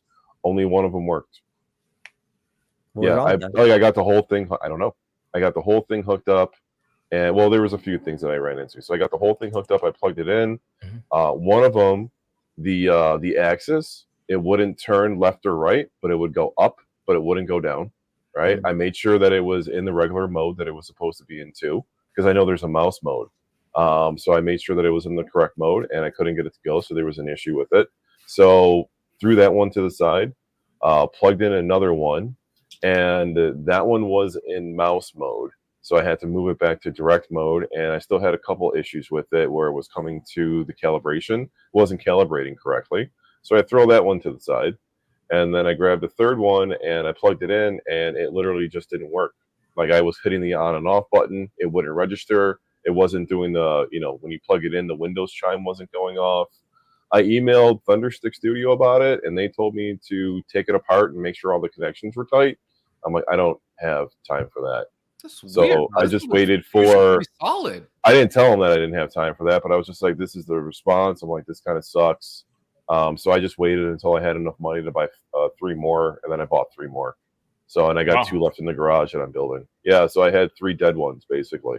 I didn't even know that B was still doing his. I didn't know you were still. I'm like low key. I never really advertised it. Like I don't have a website. I only posted my Facebook group to do it. And then like when I was really at the thick of doing it, like I like tripled my prices just to make it worth my time to do it. And even then I was still getting burnt out, right? And then when the Buy Stuff guys finally came out with their stuff, it's a good version, but it's still an Android box version of those games. And so I think there's still like an appetite for doing like a PC build version and doing all the buttons and the light up thing. And I think with the GRS yoke too, that makes it limited is that the number of buttons make it limited for certain types of games. There's still only 8 buttons you can have total versus using like the Geek Pie, which I was still using for a little while. I ruined the market on those because I bought them. Yeah, you did. I remember I saw it at your house. Or the APAC. You can still use the APAC. I can still use an APAC, which just takes a little bit more time wiring. And then there's also the Buy Stuff encoders now, which a little bit more expensive. But I've been meaning to make a build that's a PC build that's compatible with that. Because I think that'll still make money. I also still kind of occasionally will get people buying my Launchbox playlist for that. So that's some nice things happening. So, but people always ask me like, hey, when are you going to update the playlist? It's like, it's been like 2 years. Like I have 0 time, Yeah. It's been like 4. What's that? It's been like 4 years. It's 2024. 2021 was when I first started doing those mods. No, it was 2020. It was lockdown because that's when I did my first one. Yeah. But I think I updated mine and I want to say it's 2021, 2022. And fall of 21, I think was when I updated last. So it's time. Soon. I'm almost done. I feel like I'm almost done. I'm like, I still have a lot of crap to get rid of, and then I'll be like, all right. Raul did this once, by the way. I know he was in the chat. Like he finished all his projects, and then one day he just came by my house and he was like, here's all my spare parts. And I was like, oh, I want to get there one day where I just drop off all my extra shit to Bobby Vu's house, and he'd be like, hell yeah! Raul's parts go to you? Raul gave me a bunch of his old projects and shit. Like he was doing a bunch of my parts go to Raul. Really? Because he still buys your good stuff and then he gives me all his other stuff. Full circle. Like, yeah, full circle. But he dropped off a bunch of like boxes of parts and things. I was like, all right, I'll take it and see what I can use. And then eventually I'll give him over to Bobby. Did you get the like, by the way, to this day, I'm not too sure what the hell he looks like. I know he's a principal, but like Raul? Yeah. Yeah, Raul's a principal. He's a school principal. Is he? Oh. Very nice gentleman too. Yeah, he's awesome. He's a great nice. He's like one of the greatest customers. I just to this day, like in my mind, like I have no idea what he looks like. You never saw? I think I have him on Facebook. Yeah, he's a principal. He is your regular. I swear, I have a few customers that to this day, it's been like I've been doing this for like what 4 years now. I could have sworn they were black and like he's a superintendent. What the heck? Look at his. You got promoted. Nice. Look at you, man. Nice. Wow. Good for you. You gotta change his name. You gotta change your name now. Wait, hey Raul, we gotta talk. I need to get into some of the schools in the. So now you got spending money. All right, guys, let's call it, man. It's next time. If anything, funny ass way to spend. Until next time, guys. Next time. Later, You'll be back on again. Don't worry, man. Bye, everybody. Bye. See you guys. All right. And let's